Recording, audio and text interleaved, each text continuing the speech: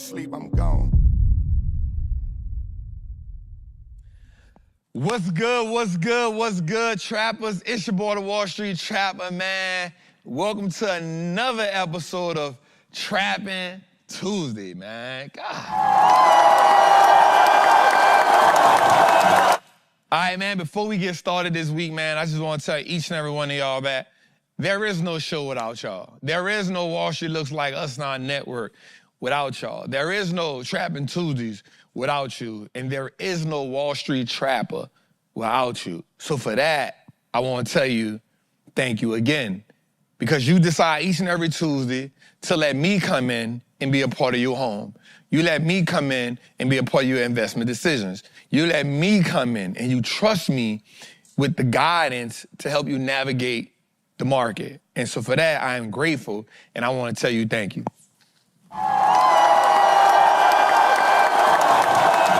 I'm not gonna lie, man. This is truly amazing when I get to sit back and look at what we got going on. I know we can sit here and I know we can be distraught and distressed, and you know, our feelings are all over the place and emotions are all over the place. And this market has this alluring effect where we see the dangers in it, we see the upside in it, but somehow, no matter what, we can't let it go. We can't let it go. It has now become an essential part of our livelihood. It is now, we have replaced texting people in the morning. We have replaced binge watching shows in the evening. We have replaced senseless group chats, all with the market. And while so many people can look at that as a bad thing, I look at it as a moment that is built up to something monumental.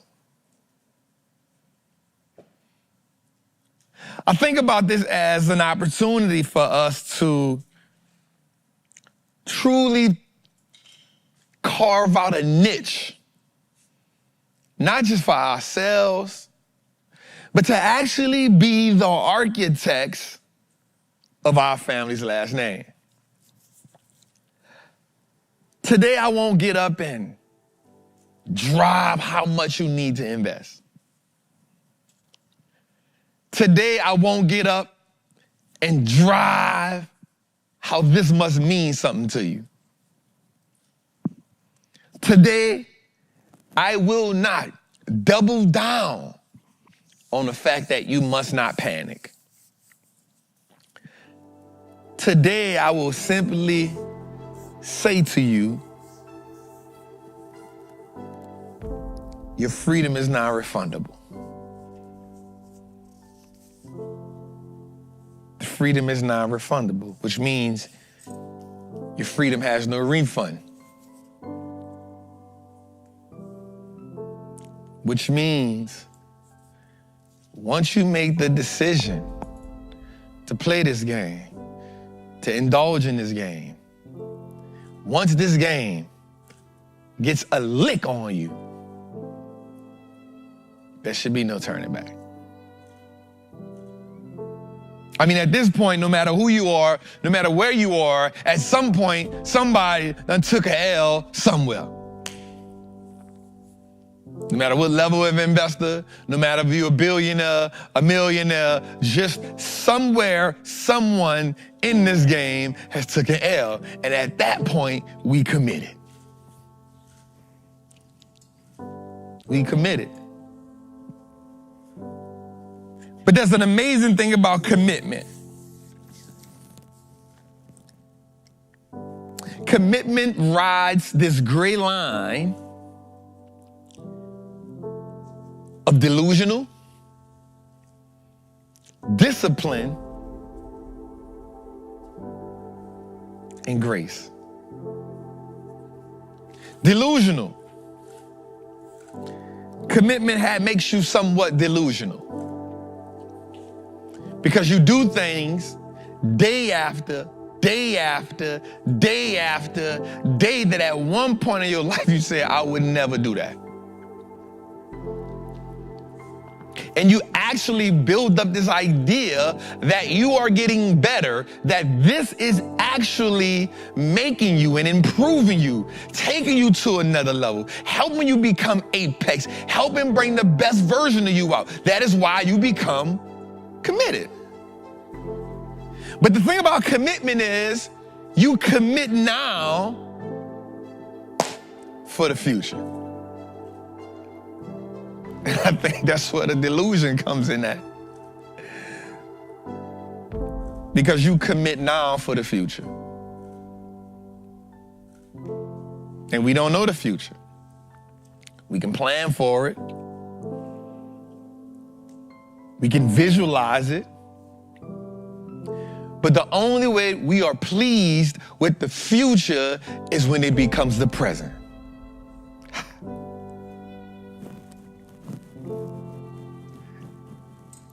The only way that we become pleased with the future is when it becomes the present. Because only when it's the present that you know you have taken the right steps in the past. So the commitment to a better future, you must partially be delusional.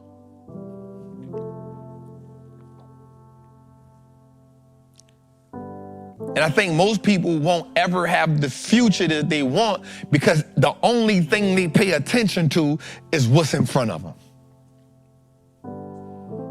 And so when you only can focus on what's in front of you, if that's not good, if that's not what you want to see, then what's in front of you will cause an emotion. And then the emotion from what's in front of you will cause a chain reaction. And that chain reaction can sometimes be paralyzing. So you must be delusional. We must be willing to see something that's not even there yet and be happy about it and be excited about it and endure the pain and keep telling myself that, yo, it's gonna work out because I'm committed. Commitment. Delusion.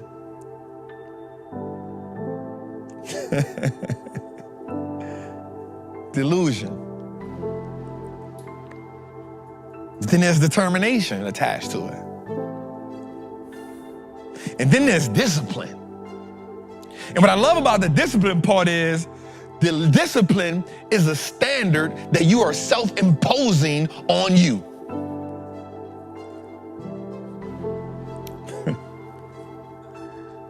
I'm thinking about me being as a kid and like my grandmother was a disciplinarian. Right? So she was trying to impose her disciplinary skills and vision upon my life. But the reason why I was so rebellious because I did not adapt to her discipline. Watch me.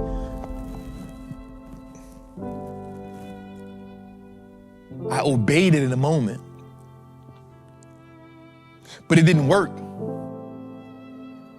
Because I didn't buy into it, because it wasn't self-imposed. They don't get that part. The only discipline that any of us will fall in alignment with is the discipline that we put on ourselves. And the discipline that we put on ourselves means that we have set a standard, we have put some rules that we realize we will govern our life by. That is all discipline is. Trap, I'm gonna get up at 6 o'clock in the morning. Why? Because I need to get up, I need to pray for an hour, I need to give God that hour, then I need to work out for an hour, and after I do that, then I can get into business. Discipline says my workout and God is the most important thing to me, so I gotta carve out time for that. Discipline. Then, in the process of that, I need to be looking at the market. Why? Because these things are important to me, so I set a standard for my morning routine. Discipline allows me to be committed to the delusion. Okay, let's think about that for a second. My discipline allows me to be committed to my delusion. My delusion is what makes me say this market will change my life. Well, how do I know that? Because the delusion must be anchored to something. And if the delusion is not anchored to something, then you'll find something else to be delusional about. Oh, man.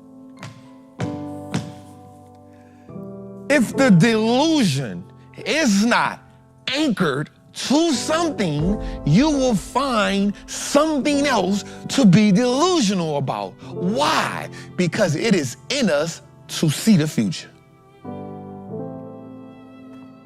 Okay. We gravitate to something that we see ourselves being, we see ourselves doing, a vision of our lives. Whether it happened or not, we will anchor ourselves to it. So for me, I saw a bunch of old, rich, white men, wealthy. They did not sell drugs. Everybody that I knew sold drugs. Everybody that I knew was in the street. There was a version of me that said, what is in front of me, I no longer want that to be my outcome. Let me say that a little better. What I'm looking at in front of me, I no longer will accept that as my standard. Okay. Okay. So when I looked at these rich white folks at the time, because that's all I had saw. I had never saw a wealthy black stock market investor. In my mind, I said, that's it. Because I don't think they smarter than me. I just think that they have more information than me. Delusion. It made me commit to it. Nothing in my current stratosphere told me that I was capable of doing what they do. Nothing. So I have not seen it before. I have not been in the midst of it. So it's delusional. Because it's not actually real. It's not actually real. But every day, in every book I read, I saw myself beating the market. I saw myself making some option plays that would change my life. I saw myself, I can create a lifestyle from this market. I saw myself, this market will get me out the game. This market is better than selling crack. This market is better than robbing. This market. Delusional. Delusional. But I committed to it. I was disciplined. I was determined. And I was anchored to it.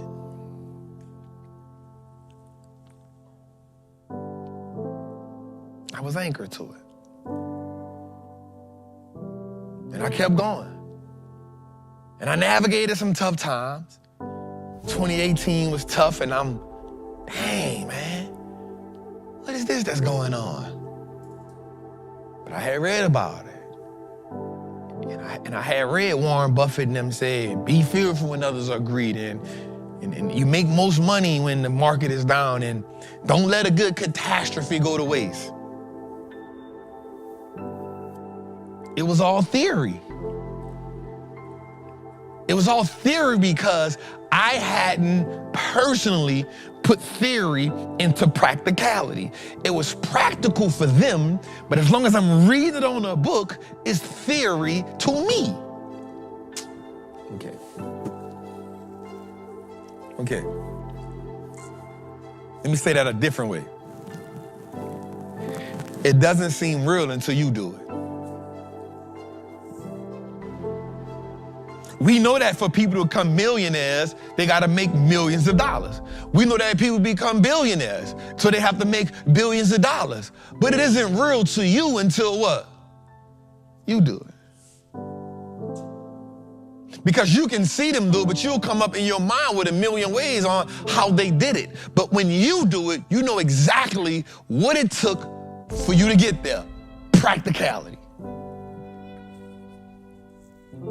Practicality. And so I stacked up the wins in the market.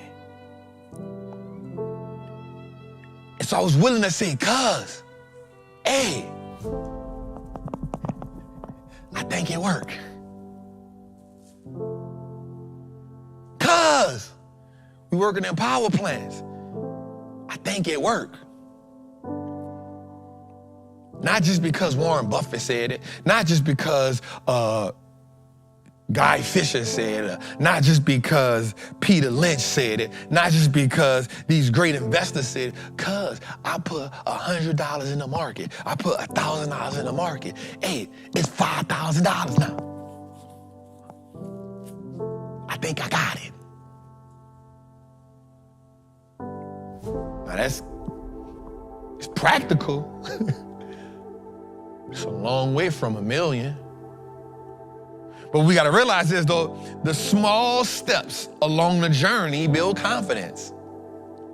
The more confidence you get in the market, the better you see the market. The more confident you get, the better you read a company, the better you start understanding it. And you start treating the thing that you say that's gonna change your life, you start treating it like a thing that will change your life. One of the greatest things that can happen to you in the delusional phase is when the delusion gains ground. When you can touch it, when you can feel it.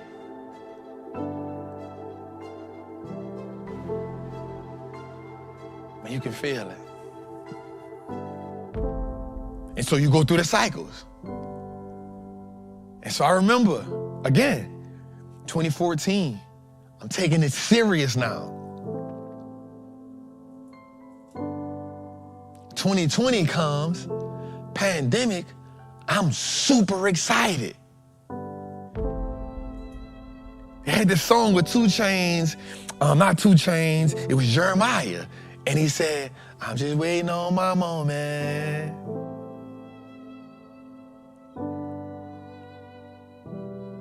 I said, oh, this is my moment.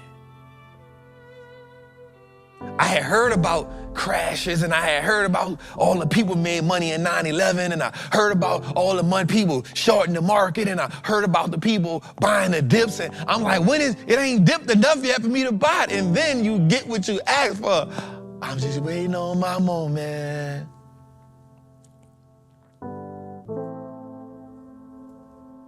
So the thing that I was delusional about, I had done gained some confidence over the years.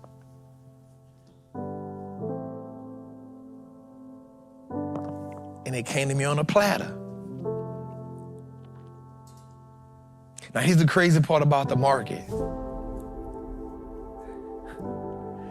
Everybody wants to make money until they realize how painful it is for the market to give you the discount that's gonna triple your net worth. Everybody wants the sell-off. Everybody wants the little dip. But what happens when you get guacamole dip? What happened when you get a dip that dips so much, it don't just took the chip, it done took the bag of chips. You gotta get another bag of chips.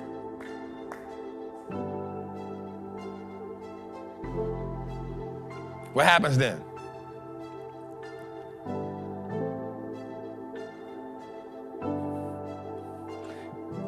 Delusion turns to fear. Fear turns to doubt. But freedom don't have no refund. So at this point, y'all, like, there's no turning back. You're gonna do one or three things right here, yo. You're gonna stand firm. You're gonna learn some more skills. You're gonna put some more tools in your belt. Or you're gonna realize that this game ain't for you. And I've said it to you a million times. If you quit once, it becomes a part of your DNA. And I don't know about you, but I know for sure in the word it said God gave me the ability to produce wealth. I know that before Joshua and them took over Jericho, he told them, prepare the victuals, which means take everything you got, put it on your back so we can go get the land. Let me say that again. So you take everything you got, put it on your back, and go possess the land.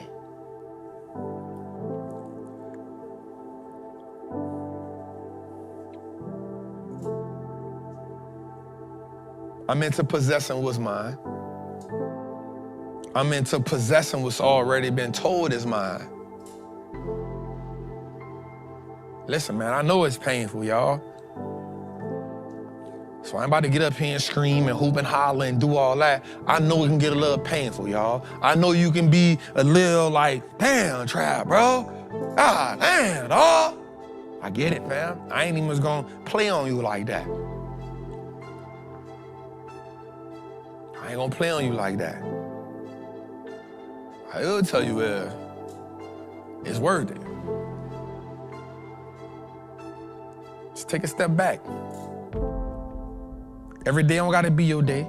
Every day you ain't gotta get in the game and do something. Every day you don't got to make no move. Every day you ain't got to trade. Every day you ain't got to buy the dip. Every day you ain't, no. Take a step back, understand. Hey, the game is worth it.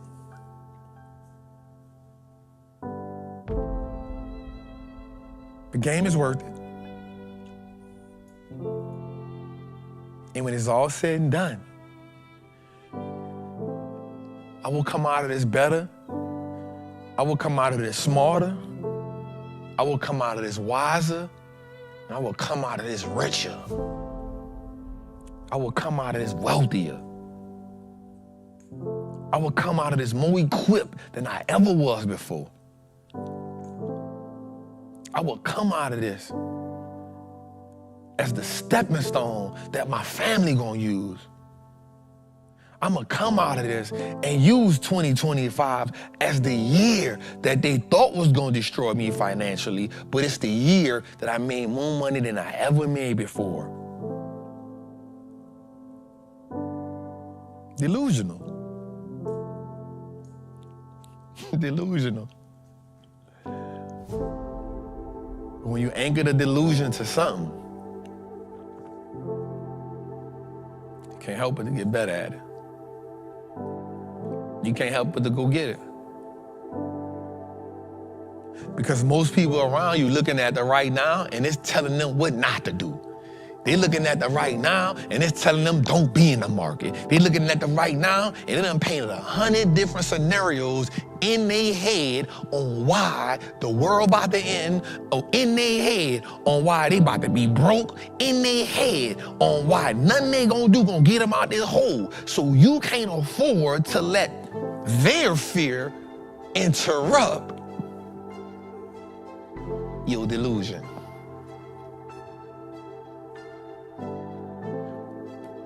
You can't afford for it. As a matter of fact, their fear is too expensive. Their fear has already cost them their life. Don't let them add tax to yours. Let's say that again for you. Their fear is expensive. It has already cost them their life.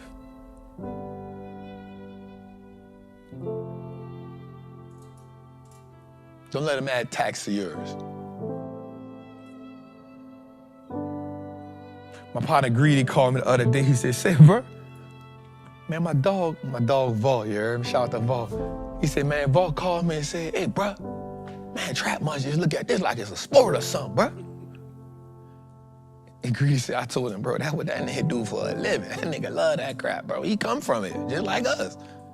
He said, I don't know, bro. Like, I lost a 20 burger. I'm second guessing. He said, that nigga Trap lost an M and he don't even might be tripping. He said, bro, it don't matter to him like that. I said, bro, I was homeless before, bro. I'm winning. We winning. You can't second guess the game.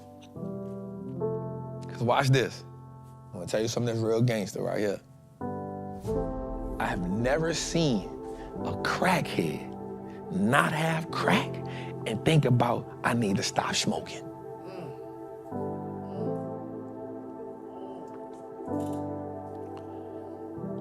I have never seen a hustler in the street, a real one, get jammed up by them people and say, I'm gonna stop hustling. I never seen it before. You know why?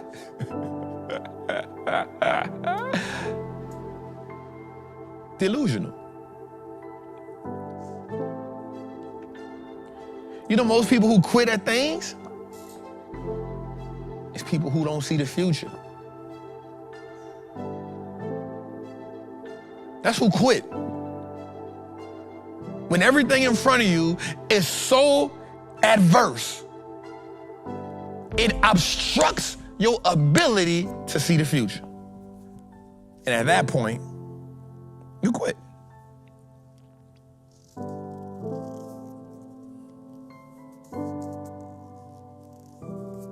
You quit. The minute you stop seeing a future, the minute you stop seeing a life that you want outside of what you have now, you quit. Yeah, I want to lose weight. Well, in order to lose weight now, you got to see what the smaller version of you look like. What does that version of you look like? Slim, in shape, 20 pounds less, 30 pounds less. What does that version of you look like? Because guess what? That's the version of you get up every morning to go get action to. You got to be delusional because you don't look like it right now. You got to be delusional. So let me talk to you a little bit about that delusion. I say, bruh, I'm gonna be 175. That's what I started doing. I went from just walking the treadmill to saying, hey, bruh, I'm gonna put this weight vest on and put the treadmill on 15 and get 45 minutes in it. And here's how I hold myself accountable. I send a picture to Jose every day. I send a picture to my darn trainer every day. He say, bro, you on 15 with the weight vest? What you trying to do? I say 175, bro, I'm delusional.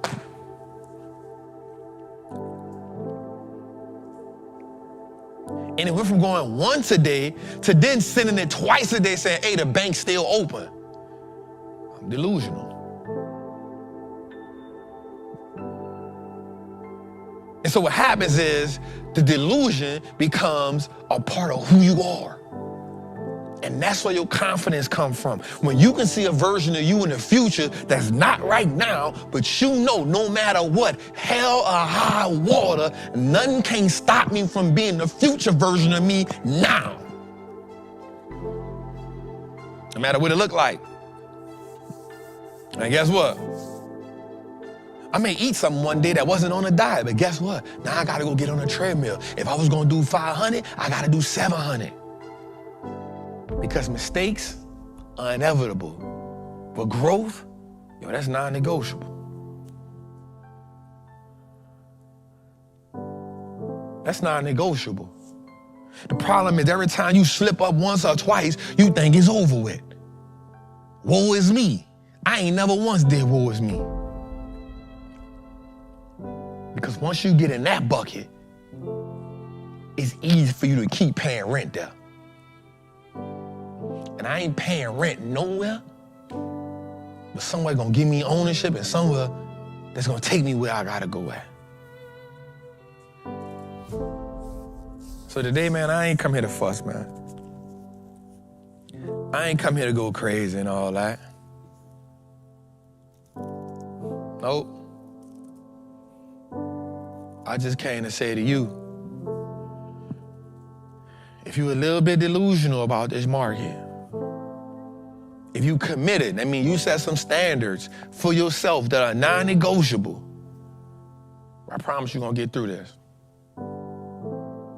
So don't get caught up in what's going on here, what's going on there. Keep educating yourself. Find the loopholes in your game.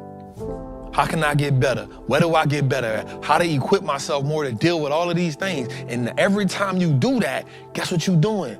You're getting one step closer to turning your delusion into reality. And that's when your freedom becomes non-negotiable, but now it no longer has a refund, man. It's your boy, the Wallstreet Trappin, man, episode 138, man. Let's get to it, Jose. We got a lot to talk about tonight, bro. We got a lot to talk about tonight, dog. We got a lot to talk about tonight, dog. So, yep. First and foremost, you said, Jose, hey, look, I just got off this plane. I ain't giving them that much. Yeah. Bro, you did well, I said I ain't hooping and hollering. There's a little bit of hooping, No, just a little bit of hollering. That was calm. Come that was on, calm. bro. That was calm. Bro, I got all the notes, bro. You forget, we got the receipts. That was calm, though. Shout out to Antonio. He say, why that boy got that Nino Brown from the Carter? What I got? You got the Nino Brown fit on. Everybody going crazy because you ain't got the Wallstreet looks. Bro, like I come fresh off the plane. All you had to do was tuck that joint in like Nino. Tuck what in? The shirt? Oh, that boy did had the, with the, Hey, he had the little chain on. Yeah. Oh, nah, man. bro, I come fresh off the plane, man. Mind you, this is an hour from the airport. Yeah. Traffic put me at an hour 15, bro. I wouldn't got time to be changing no clothes and all that, bro. Look, I ain't think we was going to start the show on time. And I spoke this morning. Man, I'm hearing you went crazy. I'm seeing the shares. People hit me in the DM. Bruh, you know what I'm saying? Bruh, my plane got delayed. I didn't get there at 12:30 last night. Mm-hmm. Yeah. I was about to be right on that plane with you. Then got to call my girl to let her know. I got to give her a little, hey, babe, I'm good. Yeah. All right, man, I'm out to sleep, yeah. Come on, you know you got to do that. Yep. I'm learning new things you got to do in a relationship. Yep. You land, you gotta call her. Hey, babe, I made it. I'm landed safely. Right? You gotta give her a little FaceTime. Mm-hmm. You gotta give her a little FaceTime. Hey, babe. Right? Cause she can't go to sleep till I give her a little FaceTime. Right. So I give her a little. Safe. You gotta make sure I'm safe. Yeah. Hey, babe, I'm all right. You feel good? I'm good. Mm-hmm. Let her say a couple things about what was going on and whatever she watching and. Hey, babe, I'm about to go sleep. Right? I checked the box. I'm just checking the boxes. Just checking the boxes. I'm checking the boxes. Mm-hmm. Right? Because if I don't call, I don't know. Hey. The woman math is crazy. She said, oh, really? Oh, yeah, of course. Oh, she in the chat? Yeah. Oh, damn. You know she in the chat. Damn. Ixnay on the. Damn. We're just checking boxes. I thought she was going to come in a little later. Damn. She do be coming in late. That she be coming in late. Yeah. Damn. Why you let me set myself up? Hey, like look, that? I ain't know. But you weren't telling that it wasn't crazy.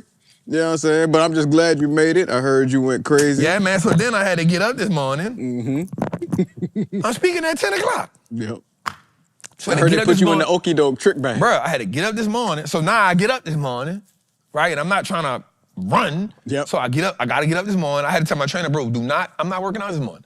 This is what it is. I'm not working out this morning. It's not working out this morning. Uh-huh.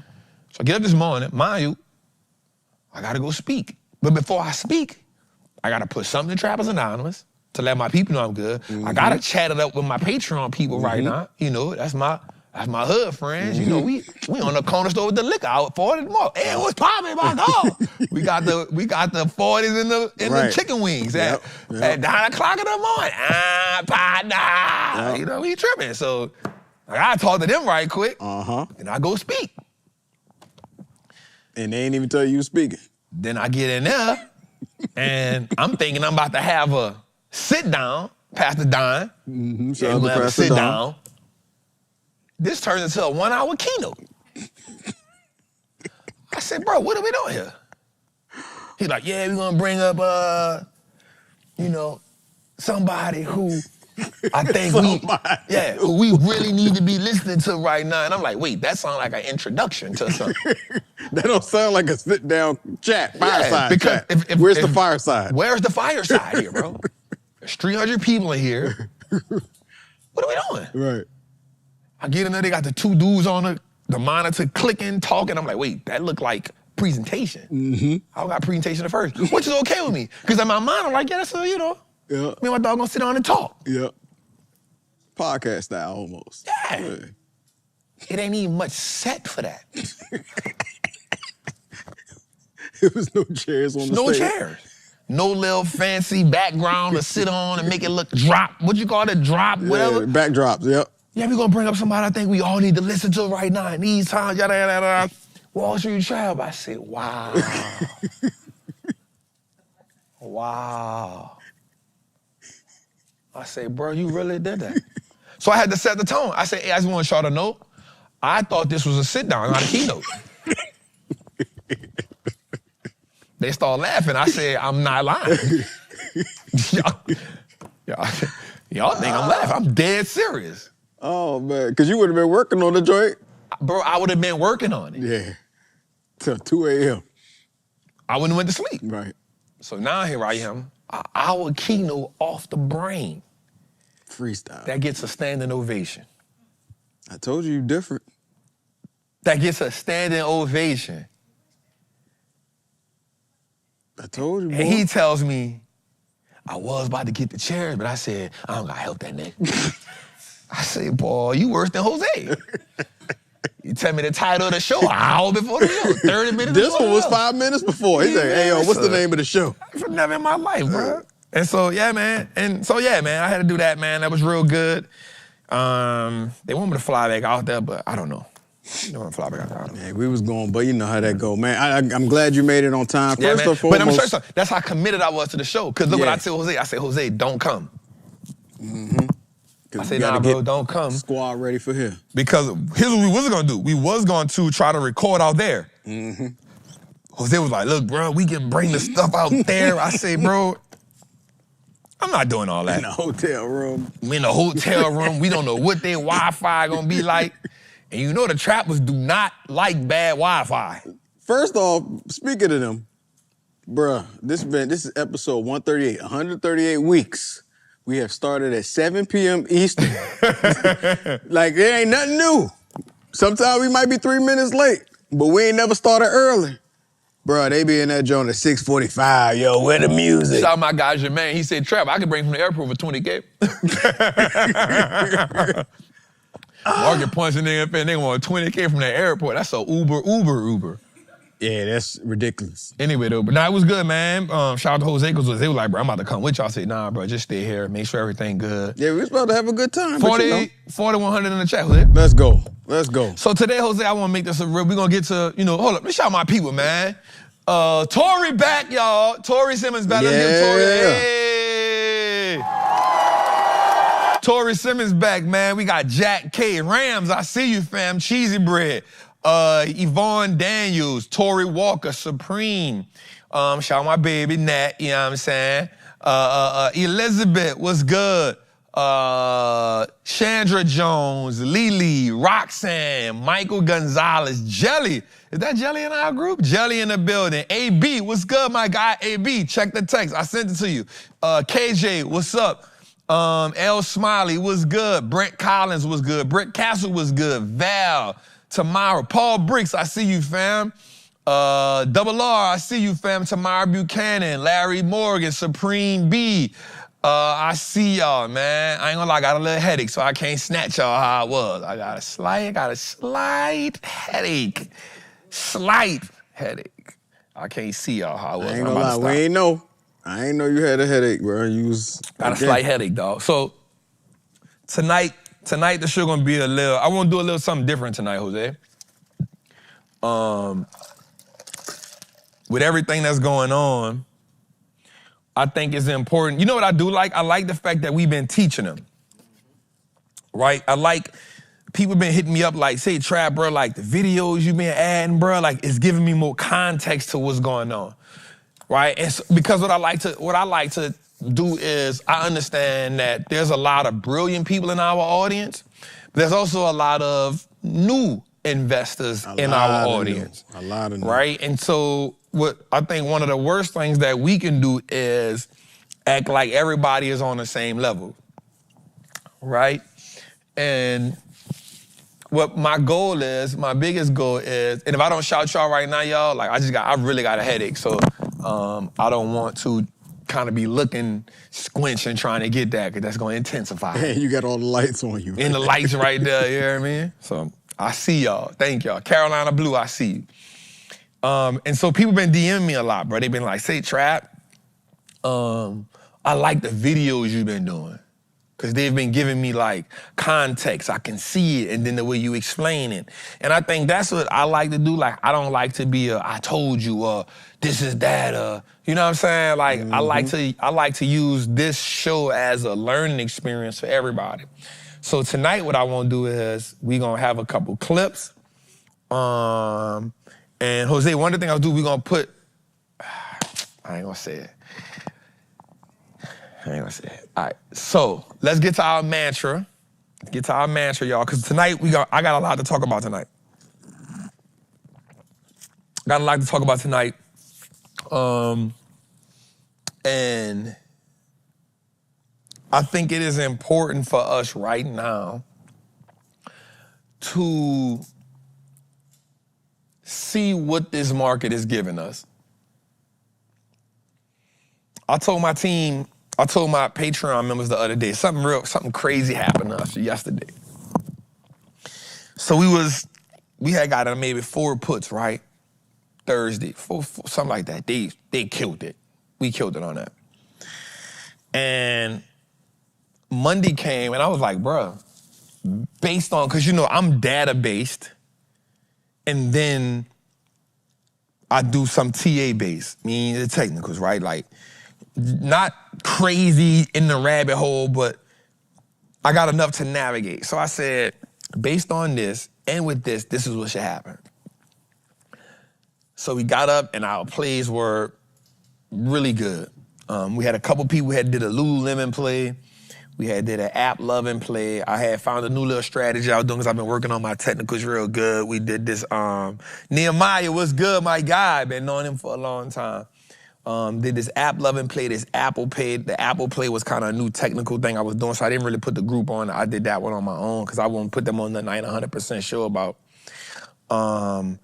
We did a QQQ play, then I put one QQQ play on the thing, and then I did another play. I can't think of what it was. Lululemon. So we put the players in, all of them hit except for Lululemon. Lululemon goes the other way.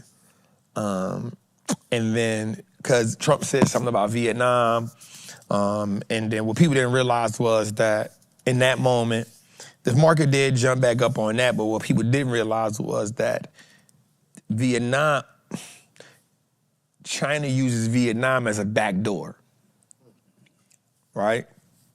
And so, it's crazy how, you know, CNBC and the news channels are just ridiculous crazy. And so they come out and say, yo, we don't even care about Vietnam saying we're gonna empty all the tariffs because y'all still partner with China. So markets fall back down. So we get up that morning and I say, hey y'all, listen, all your puts should be good. I said the Lulu play should be really good. So we wound up getting out of those plays, but I put 2 more plays in. So we get out, we kill those plays, and we put these 2 other plays in, this Goldman Sachs play and this MicroStrategy play. I put these plays in. Bro, and we're gonna show it. The market, well, we got out of those plays, but I'm saying we're gonna show I'm giving away what I wanna show. I don't wanna give away what I wanna show. And so, some fake news comes out. Fake news comes out and says, Donald Trump says we should do, they're interested in doing a 90-day pause. Market rallies. Fake Who news. dropped that? Who put that out? Just, Don't make me put no name or no race on it. Okay. Don't make me put a name, race, or ethnic group to it. Okay? Better start a new segment. What race is it? Right? And so, Nike. Yep, Nike too. Good job, DC. So we did really good on our puts, and then but the market turns swiftly. Now, in my mind, I say, bruh, this should not be happening. Because even though the market is emotional, it still uses logic. It does do that. I said, bro, this should not be happening. So we wound up getting out the plays, right? I think we took it. Mine was like a small green, wasn't that big, but the group probably took a small L on those plays. And I sat back that day, and in that morning I said, okay, this market is 100% on eggshells.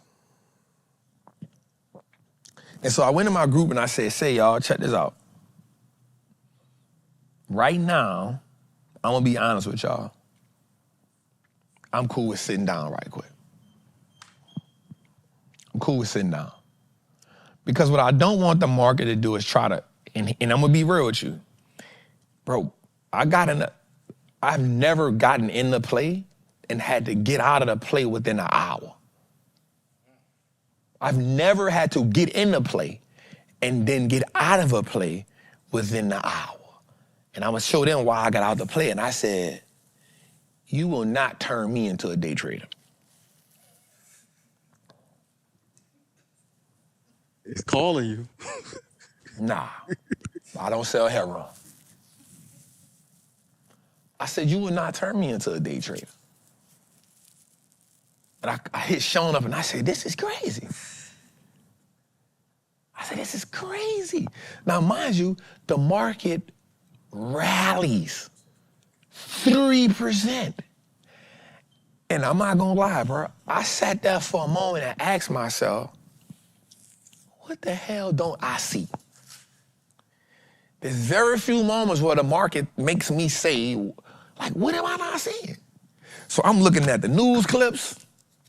I'm trying to go find stories. I done went through every subscription I got. And I sat there for a second just like, this can't be real. I'm just being real right here. I said, this can't be real. So I go into Patreon because I don't act like I'm the smartest person. Right? They got some people in there, like, we got some dope people in the Patreon, right? So I see all the charts they're putting in, but I'm not even looking for the charts.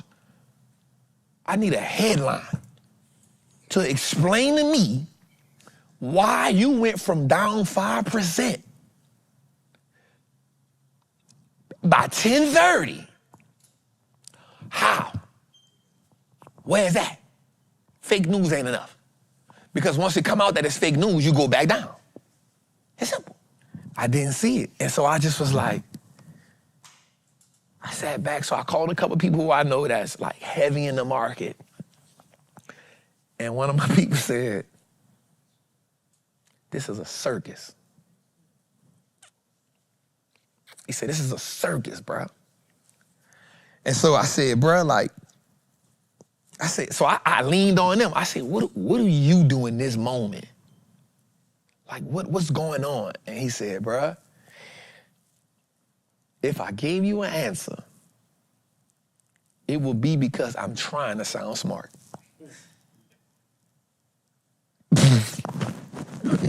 Hey, that's real, yo. Now, it's somebody I respect. It's not Peter, because Peter is gone. Peter is like pissed off.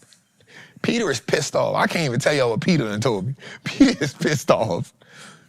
But he said, I'm not gonna lie to you. And this somebody that got money in the market. You know, I said, bro, what are y'all doing in this type of situation, right? He said, I'm not gonna lie to you.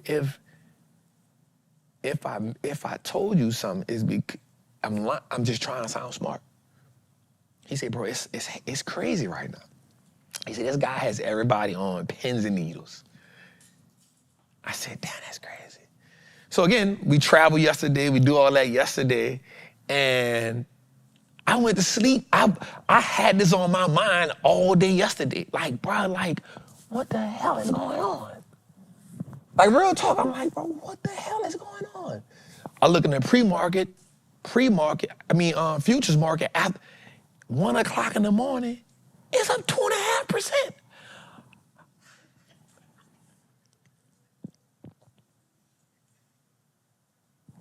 I said, how?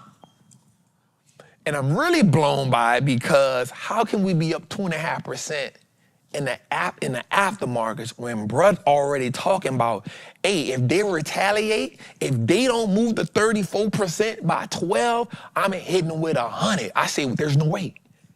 There's no way the market could be up if he's threatening a 100% tariff.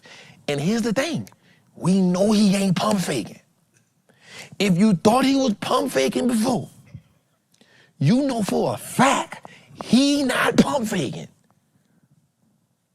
If you thought he was pump faking, see, this the thing, and I thought about this too. See, they thinking about the old Trump who pump faked in 2018.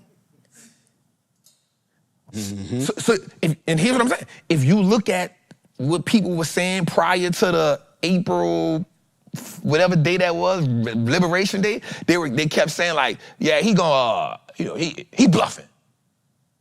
He bluffing. If you go listen to everybody like, yeah, he gonna do it, he bluffing, he ain't gonna. No, bro, came out. A-Boy MJG coming out hard. A-Boy MJG coming out hard. You feel me?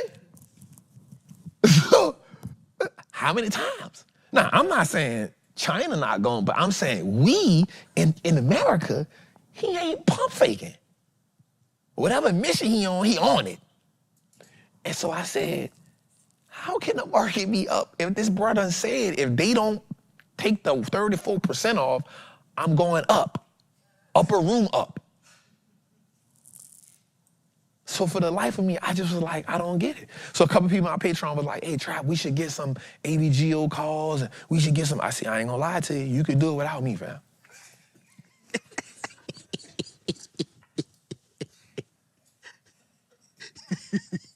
Count me out. That's a no for me, dog. Yeah. No. I say, nah, fam, I'm good. I'm all right on that one. And it wasn't that they were wrong. It was just that this is a circus. So I get up this morning. Again, first thing I do in the morning, I say my prayers, I do that. I don't want to text nobody. I say, ain't no way. There's no way the pre-market is up 2%. Get up. The market running. All I texted in the Patreon was, wow. That's all I can say. It's all I can say. I had no words. There's very few times I use the words in the Patreon. I say I was befuddled. There's very few times where I am just like speechless. I did not understand it. And then I just said one more thing after that. I said, be careful. Because what we'll tend to do is we'll think that a rat is the beginning of something new. And then what I did know was I said, there's nothing that changed. As a matter of fact, China came out and said, we in it to the end. Now, for some reason, the people in America think China pump faking. Why we think everybody pump faking? I have no idea. Like they playing poker. World dominance is a thing, bro. This is crazy. World dominance. And that's what made me think about it, bro. I said, you know what?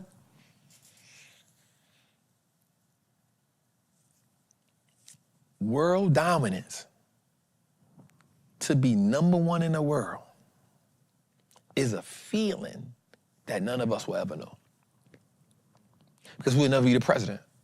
We'll never be like a prime minister. That ain't none of our goals and aspirations, at least not yet. But what we do know is if Trump could do it, probably any one of us could do it. He was delusional. We just talked about delusion in the beginning. Until he sat in that day. You feel me? And I say, bro, like, so now we got 2 dogs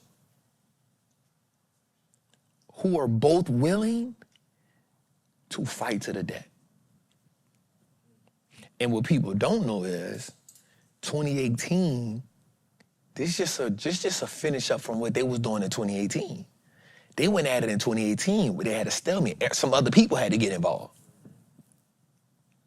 That's how the farmers, so what happened was the United States farmers took a big L. We had to bail the farmers out, right? It was like a stalemate.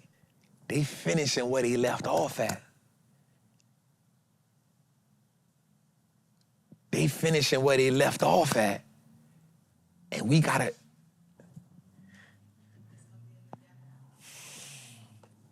I don't know. Because the worst thing you could do is, so the worst thing you could do in this moment, I feel, and it's real talk, is put 2 big dogs in a situation. If I'm being honest with you, I'm about to say something that people not gonna like. Only blood solves this. Only blood solves this. That was my follow-up question. You rather this war or the blood war? I think it's gonna result to it. Here's how I look at it. And we'll get to our show.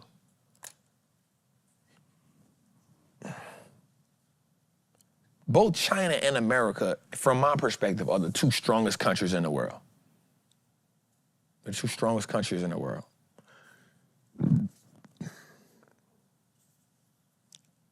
It's like 2 dudes who don't like each other, but because they are beneficial to one another, they decide not to fight. That's real. Right? So because they're beneficial to each other, they decide not to fight. But the thing that makes them beneficial to each other is no longer the key ingredient anymore. Ooh. Oof. It's no longer the key ingredient anymore. And again, this is my personal perspective. It's 2 countries that don't like each other, but the thing that makes us get along is trade. We figure out a way to make this thing work. I ain't gonna mess with you, you don't mess with me. We know we gonna take shots at each other here and there, but nothing to just wreck each other. Like 2 dudes in the hood and your girl is my sister. But then, you feel me? But then when she gone, so what happens now is, now what happens is, one person says, you know, Trump says, hey, terrorists. And now the thing that keeps us at bay is no longer in the middle. And again, that's just my perspective. And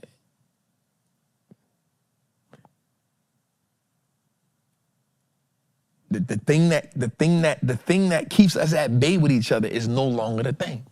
And so, here's what I've learned.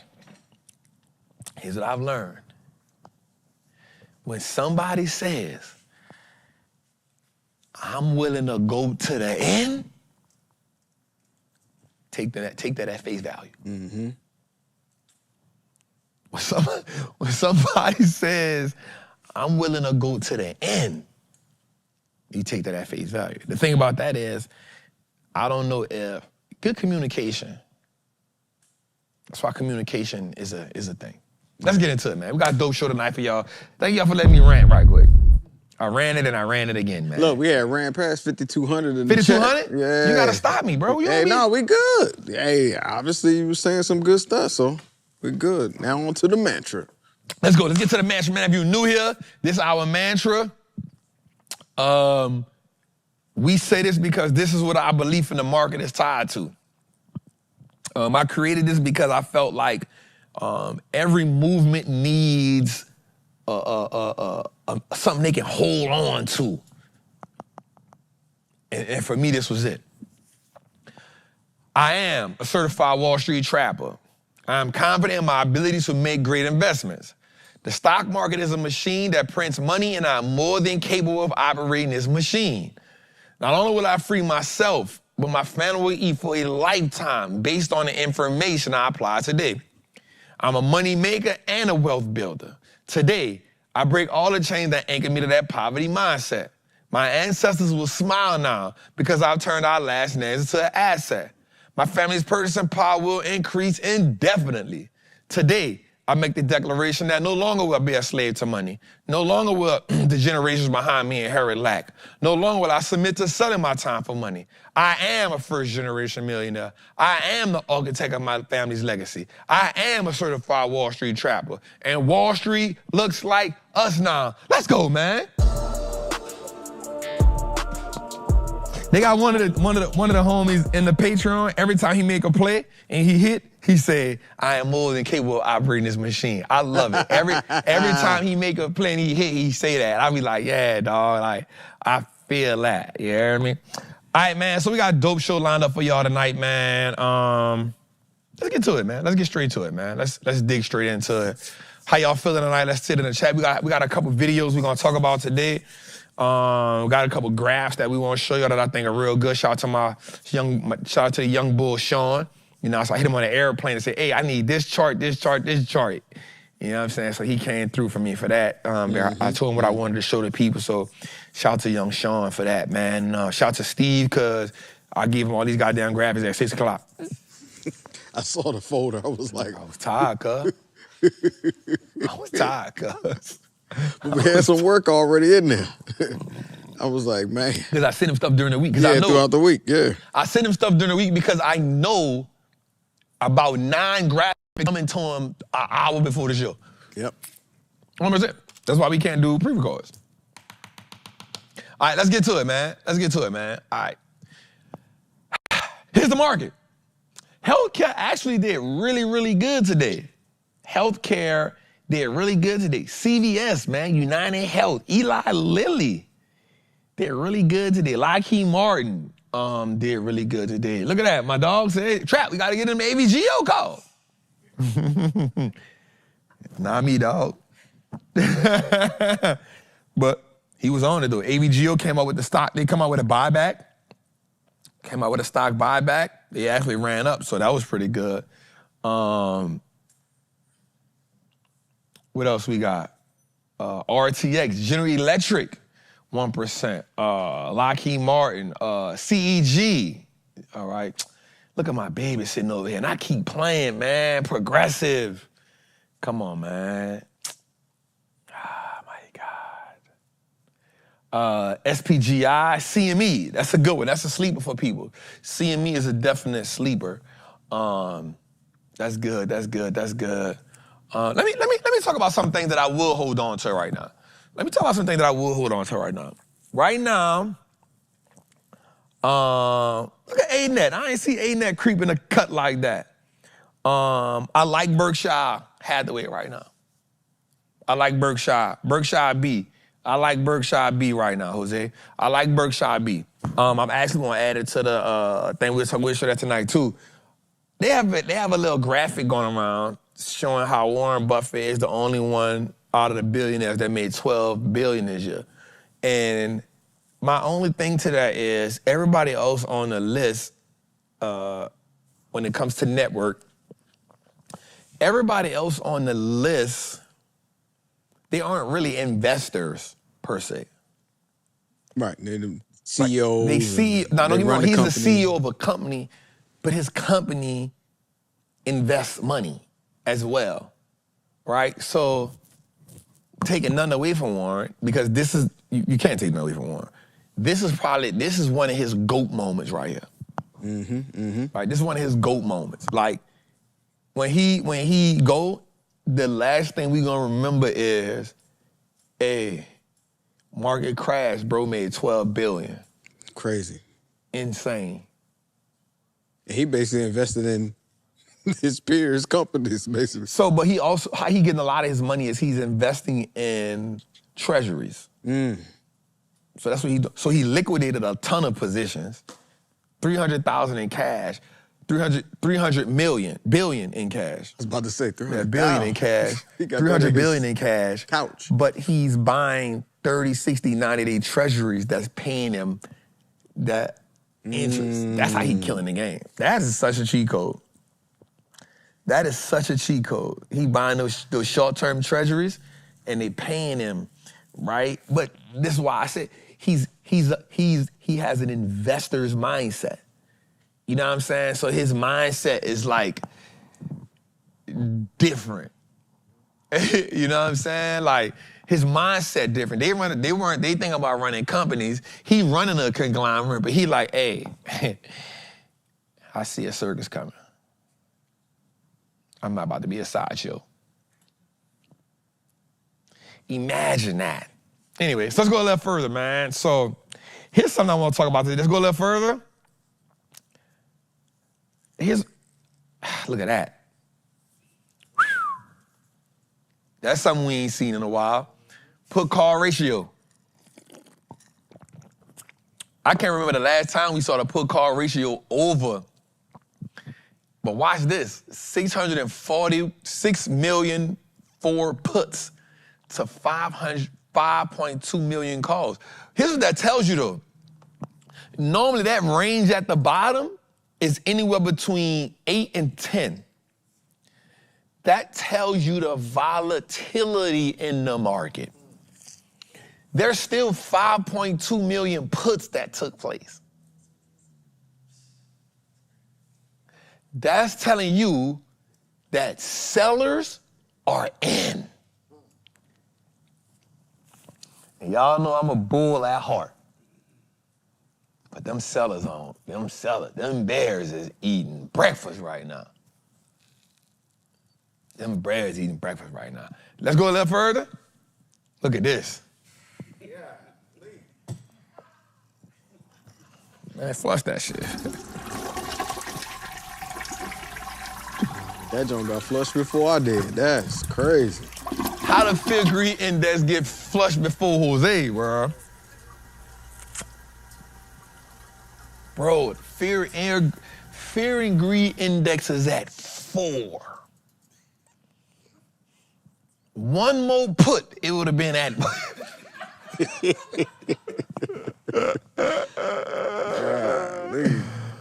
One more put.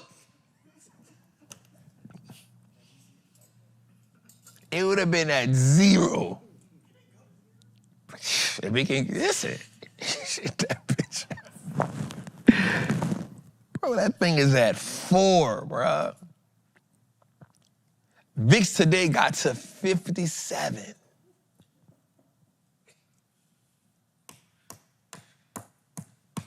At some point, it even touched 60.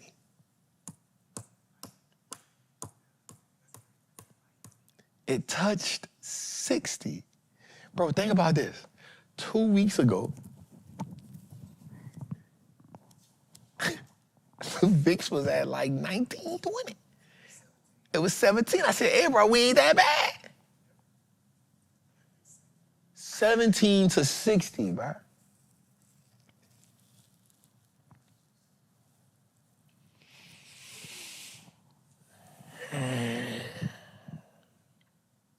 Let me tell y'all something. You have every right to be slightly stressed if you're new to the game.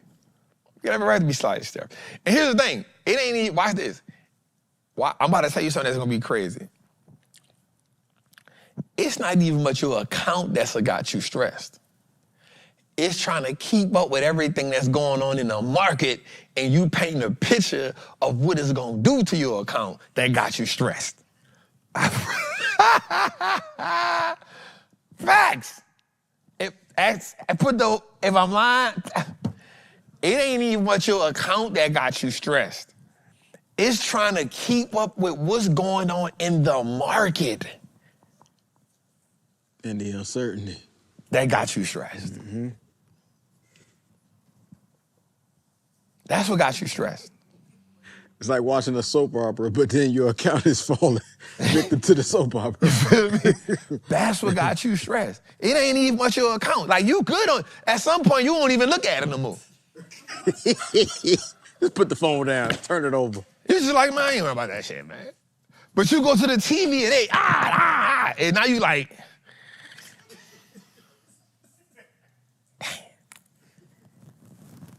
and then you start doing this, man, bro, won't you just shut up, dog? You know?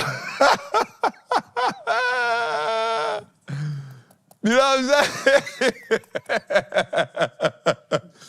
You know what I'm saying? Like, it's not even much the account that you pissed off about. You like, bro, like, y'all bombarding me with this damn news. You know what I'm saying? That's what's turn the TV off, turn the TV off. Yeah, it's crazy. Like, I'm not gonna lie. Like, I would like, you know what's good about the Patreon, bro? Like, they don't miss a beat. I be about to put a post in, they be like, nah, Trap, you 60 seconds late, dog. I'm like, God We damn. already on it. I got 17 different subscriptions. I'm mad at my subscriptions at this point. I'm like, how they beating me to the goddamn? I'm like, I'm about to hit them with this one. They're like, nope. Gotcha. I'm like, damn. I was like, damn. Is my subscription lagging? Shout out to my people in the Patreon, man. They getting busy, man. All right, let's go a little further, man. All right, so let's start off with our trapper of the week, man. Our trapper of the week is William McDonald, nicknamed Gooseneck Bill, was an African-American. Huh? That's a hell of a name. Old Gooseneck. Old Gooseneck, man. Right? Was an American politician, businessman, and banker of great influence in Texas in the late 19th century. Part of the black, what did I say? The black and, I can't see that word, faction. By 1982, he was elected to be the Republican Party of Texas State Executive Committee as a temporary chairman, in 1896 as the permanent state chairman in 1889. During this period, McDonald also elected as the top leader of two black fraternal organizations, served as Grand Secretary of the Grand Lodge of Texas. Prince Hall, a historically African-American Masonic organization for 50 years. In 1906, he founded Fort Worth's first African-American owned bank as an enterprise of the state Masons. Under his management, the bank survived the Great Depression. The black chapters of the Masons banked with him. McDonald made loans to black businesses and became probably the first black millionaire in Texas. Shout out to Gooseneck, man. Texas, too. Texas. Let's go. That's already something within itself. Let's go. Shout out to Gooseneck. William McDonald, the first black millionaire in Texas. McDonald was 40 when he moved to Fort Worth's Terrell Heights neighborhood. He built a 3-story house that looked exactly like the home of Nathan Forrest, the man who owned McDonald's father before the emancipation. He deliberately designed a replica of Mr. Forrest's home for his home, and that was so wonderfully sarcastic. Then he began building up the black business district. He started by opening Fort Worth's first African-American owned bank. He bought and fixed up foreclosed homes, then rented or sold them to black families. He donated a building to the YMCA for minority kids. And he opened the Gym Hotel so black travelers had a safe place to stay. He literally built this empire of black-owned businesses right there. When black folks drove through that 2 or 3 block radius, they felt exceedingly proud. William McDonald died on July 4th, 1950, at the age of 84. But he still had one last laugh in store. Even posthumously, he is still poking people in the eye because he decided that his burial place would be in fairly close proximity to the Fort Worth chapter of the Ku Klux Klan. So again, he's saying, take that.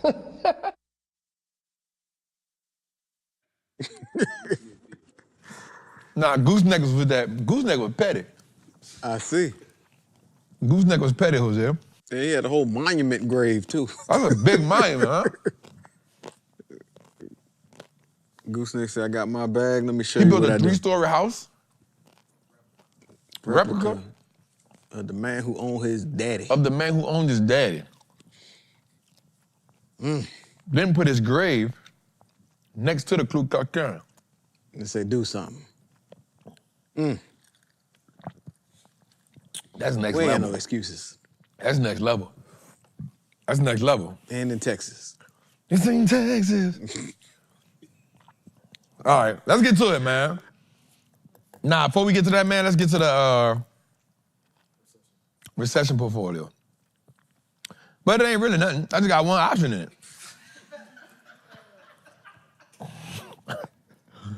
I go to recession portfolio, man. I got one option in it, man. One option. One option, cuz. That's it.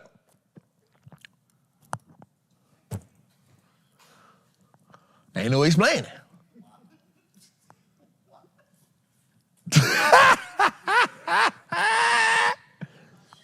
Listen. And there it is. That's it, cuz. All right, so that call is Sprouts Farmers Market. Again, we got out our plays, man. And after we got out our last puts, I made this call. I'm bullish on this company. I like this company. It still was performing pretty good. 5K in the chat, Jose. You slipping, man. Like, dang, bro, put me on. You talking good, brother. So we got this call, great fundamentals. The company is actually not exposed to China. They do a lot of local farming. There's 3 companies I like, them, BJ's, and a company called Casey's.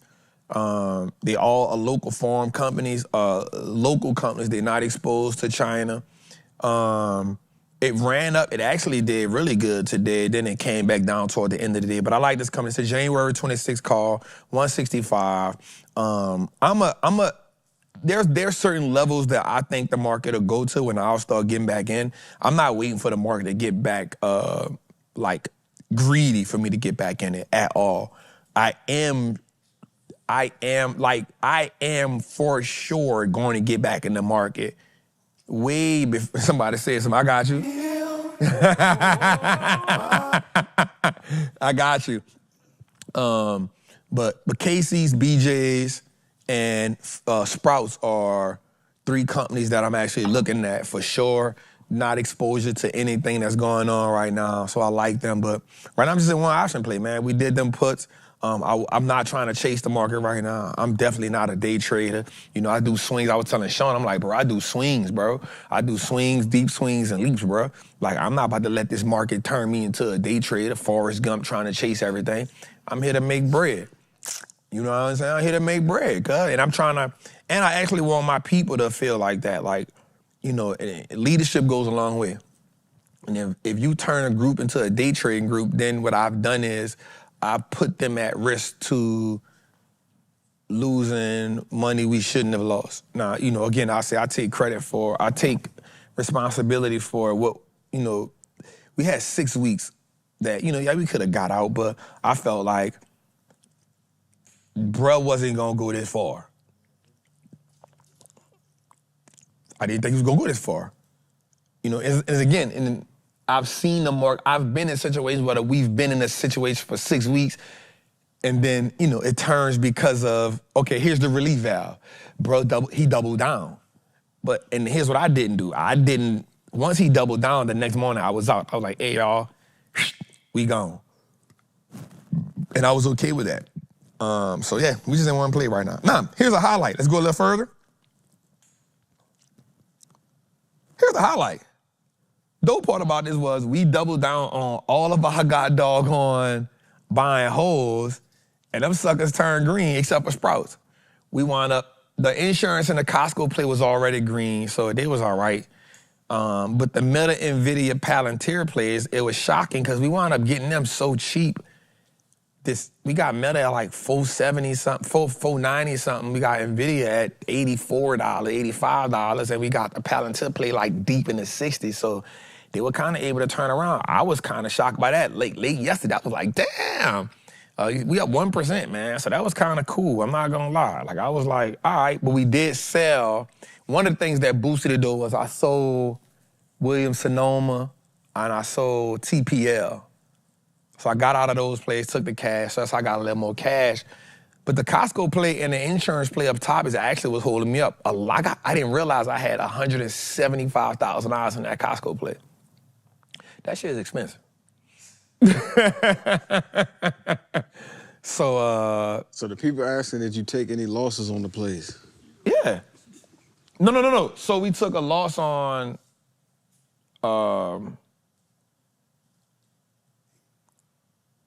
like AMAT, AVGO. That was the ones we took. Well, you know, in the group, so the AMAT, the AVGO,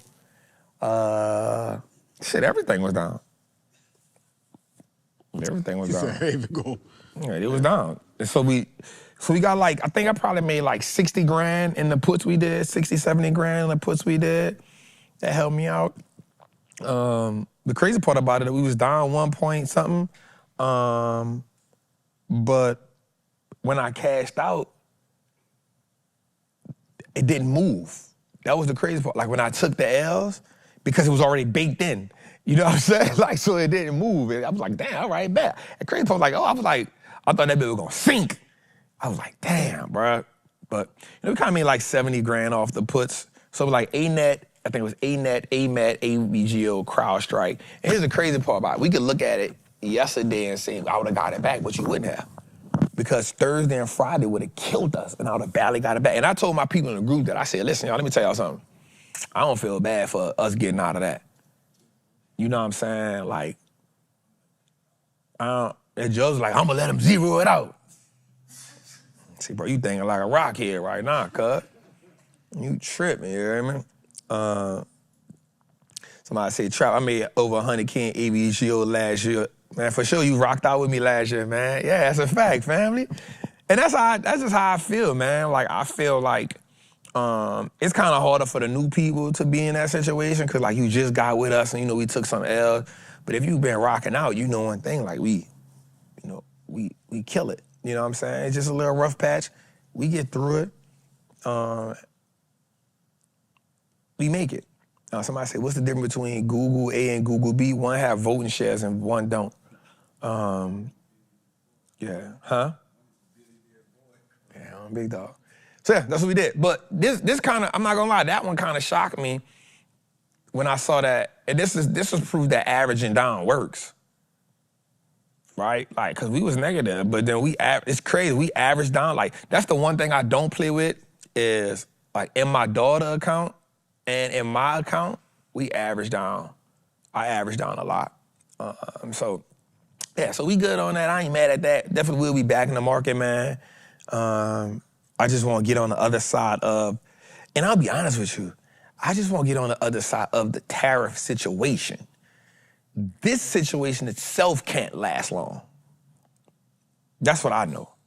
The situation itself can't last long because now the ramifications of it, that's what I want to get to. That's when I feel like we'll get back in the market once because people like, well, Japan is making a thing, and bro, check this out, all them people is ancillary. Japan, and bro, the big dogs is China. Whatever they do, that's what's going. Nobody else don't even matter. Anyway, let's go a little further, man. The U.S. stock market has lost $10 trillion since Trump was inaugurated. That's a heavy hit, man. I think the thing that I look at the most, and I'll say this to people, man. I think that for us, one of the things, somebody said, Trap, how did it turn green? Oh, good, great question. So what happens is, I've been buying down. Mind you, I think I started the year over almost on that account probably, by the time we started it back over this year, I think we had about, I don't know, probably maybe $1.1 million, something like that in cash on that account, on the one over there. And so I think I spent, I don't know, maybe $300,000, something like that, $200,000, I don't know. So what happens is we bought them high and then we average down, and then you average down, then you average down. And then when the market makes these run-ups, like you partake in that. But then Monday, the NVIDIA Palantir so the Costco and the AJG, which is an insurance company, they never like truly went negative, right? They were up big while everything else was down. So when they pulled back, they were still green, so I didn't have to put them in there. Now, the thing about that Freedom Fund is Costco is my heaviest position. So it's kind of gonna move with what Costco do, 100%. 100%. And so I had been buying down NVIDIA every time. So what happened was, when we got it at 84, 85, something like that, it brung the cost basis down. I had already been averaging down, so I kept bringing my cost basis down. So by the time it spiked up to 100, I probably sitting on probably about 600, 700 shares of it right now, because I bought another 250. So by the time when it goes down to 84, 85, you get it, it pops down, and then it pops up to 100. Now you above your cost basis at this point. You know what I'm saying? So that's how we got the green on that. Same thing with Meta. Like, you was able to buy that for like 95 or something like that, 497, shit. By the time it popped back up to 5, 12, 13, you above your cost basis. So I was kind of, you keep saying AG, not AJ. Is AJG something like that, man? I don't know, shit. You just looked at the goddamn screenshot. You got a headache. Huh? Shit, goddamn. I be finding little things, goddamn. AJG, that's what I keep saying, AJG. What are you talking about? I just said AJG. You're not in FICO? No. We got out of FICO last year, Mr. VIP. We ain't been in FICO this year at all.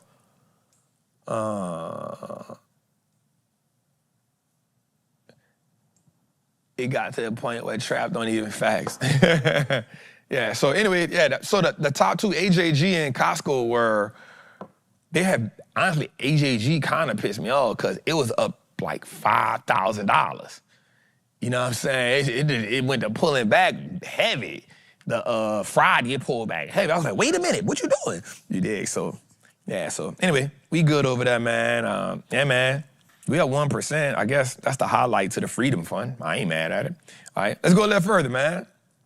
Hey, what the hell is going on? There's blood on the streets, tariffs have sparked a global trade war, and it is now likely that we enter into a recession, which the White House says is deliberate. Why? Well, basically, the idea is short-term pain for long-term gain. Now, some are going to say this is madness and moronic. Others will say it's sensible and shrewd. So what happens next? Well, let me first explain the Trump administration's thinking. The goal is to get U.S. manufacturing growth up. They think that by making imports expensive, you can reshore manufacturing and get U.S. producers to step in. But the problem is we can't just scale factories overnight, and global partners are going to retaliate and growth is going to slow. Hence, higher prices and layoffs and economic pain. Now, Trump knows this, but he's willing to deliberately cool the economy because we have $9.2 trillion in debt maturing in 2025. And when you spook the markets, investors move money into safer places like U.S. Treasury bonds, which helps the United States refinance that massive debt bill at lower interest rates. So the big bet is that tariffs rebuild U.S. industry, help manage the debt, result in better terms on trade deals across the board, and that it'll all work before the 2026 midterm. Now, this is a massive gamble by Trump. It's high-stakes pressure politics. What if the market doesn't react the way that they expect, or if the domestic supply chain can't meet demand? I mean, a lot of things can go wrong. The critics say tariffs are nothing but a tax on the American consumer. They'll destroy working families, isolate us, weaken our economy, and spark trade wars we can't win. It's a huge risk. If it works, it's a defining legacy for Trump and an economic golden era for America. If it doesn't, we're looking at higher inflation, a decimated middle class, and very likely a Democratic sweep in 26 and 28. Time will tell, but I'd love to hear your thoughts. Will this strengthen or weaken the United States long term?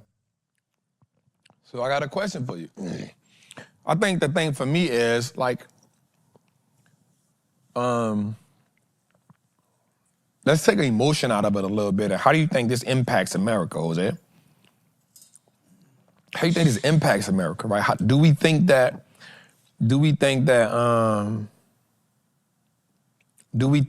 this will benefit America? Because there's two sides to the fence, right? One is he's saying he wants to renegotiate trade deals. He feels like America is being robbed. Now, here's what I will say to that.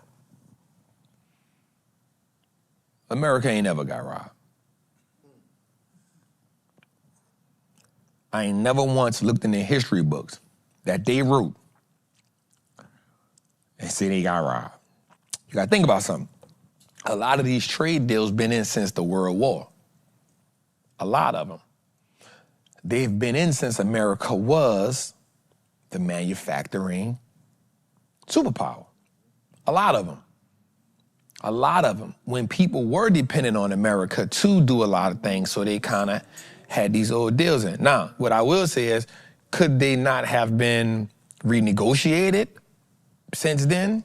Of course they could have, but you gotta think about it. No one else spends as much money. No one else spends as much money as America. No one. So my thing is, does this hurt the American economy? Because here's the thing about tariffs with people, you know the kind of thing that get me about it, a little bit. I'm not gonna lie. The thing that gets me a little bit is when people say short-term pain for long-term gain. Here's what I say about that. Tell that to somebody who was supposed to retire this year.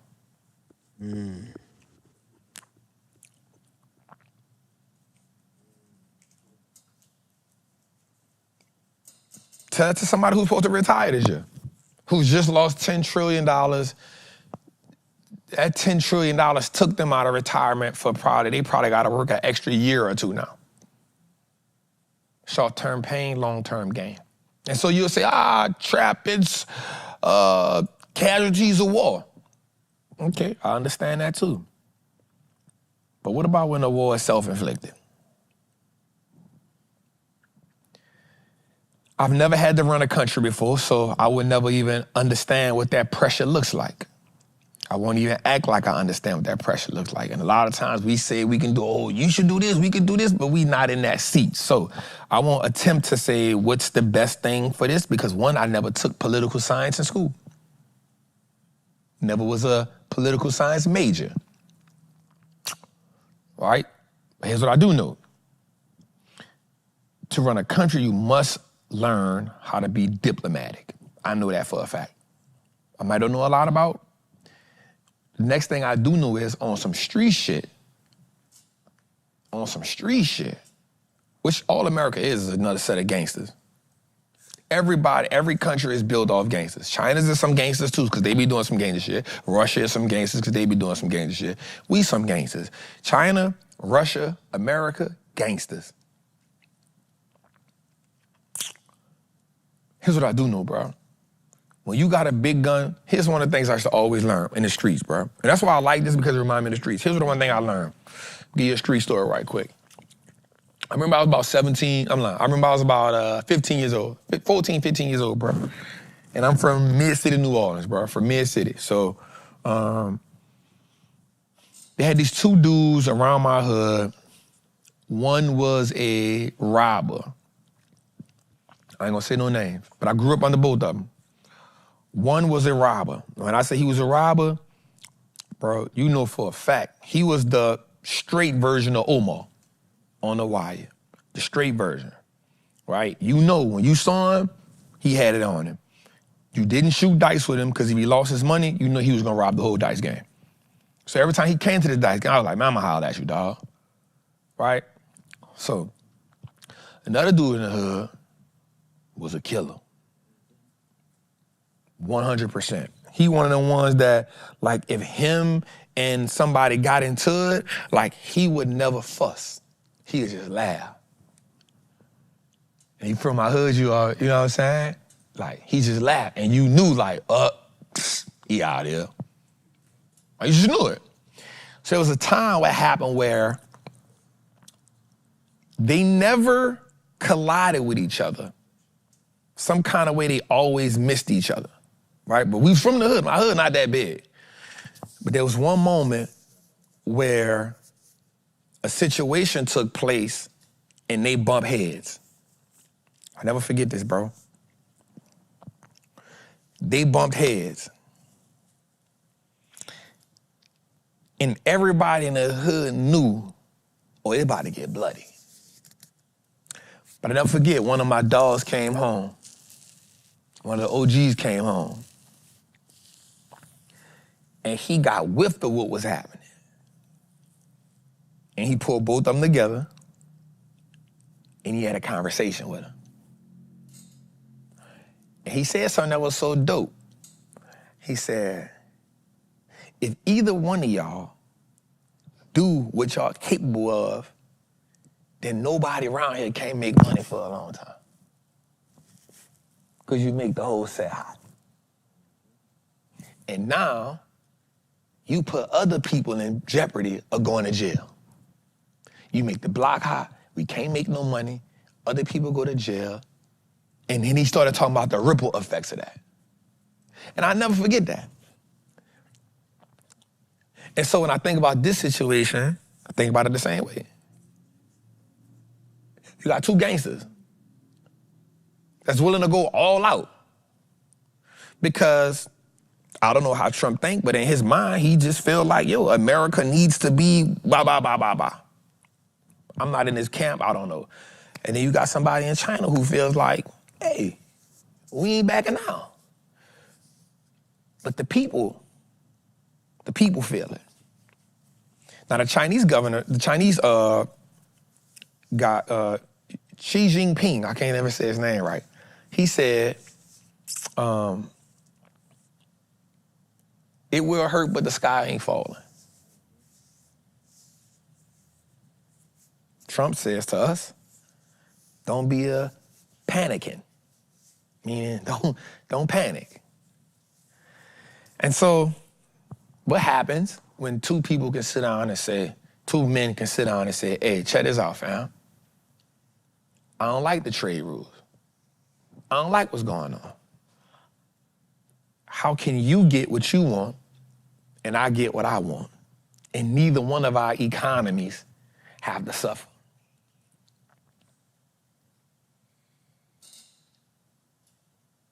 So my question to you is that not possible? I believe, we go back to what you just said, diplomatic. I feel like I think it's more of like a thing swinging contest. For sure. So You it's know what I'm ego. saying? So But here's the having- thing about it. So my question is you to double down that because when tariffs first came out, everybody was like, bro, this ain't the way. Let's talk. I'm about to say on some of the news, they were like, oh, this about to be the answer. So, for some Everybody people. said that. They was like, hey, this ain't the way, let's talk. So that tells me that, and again, I'm not trying to, I don't know what's in bruh's mind. I won't even know. But that shows me that people were willing to negotiate. But I think everybody, so it's like this, bro. Like, let's say I was gonna do something. Let's say I probably was willing to talk to you. But once you slap me in my face, now I don't want to talk. You feel me? So one of the things you just said, though, was, I don't know what's going on in bruh's head. Do you believe in your heart of hearts, he's like, hey, this is best for the American people? I think. Do you think he believed that? Like, I if think we he were to get believed to that. the grass tacks, like, hey, I believe this is the best for the American people. I think he do. I think he do. I could be wrong, but check this out. You ever had an argument with somebody and you like, bro, you can't think like that. And you are almost like, is it possible for you to really take what I'm saying like that, bro? And they like, yeah, you like, no, I'm not. I think bro really think like that. I think that he gonna save America. So my question to our people is, do we think this good or bad for America? Because here's the thing, bro. Now I'm gonna take it a little further, Jose. It's real talk.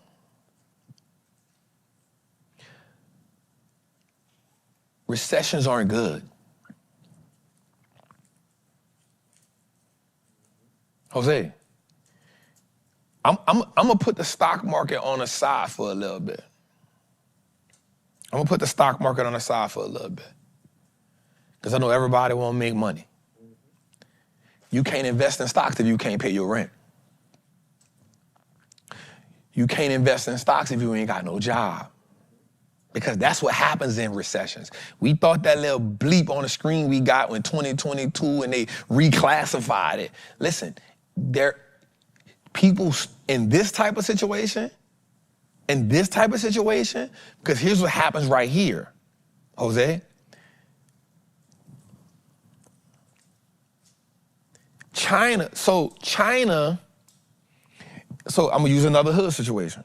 So draft, you won't hustle in my hood, right?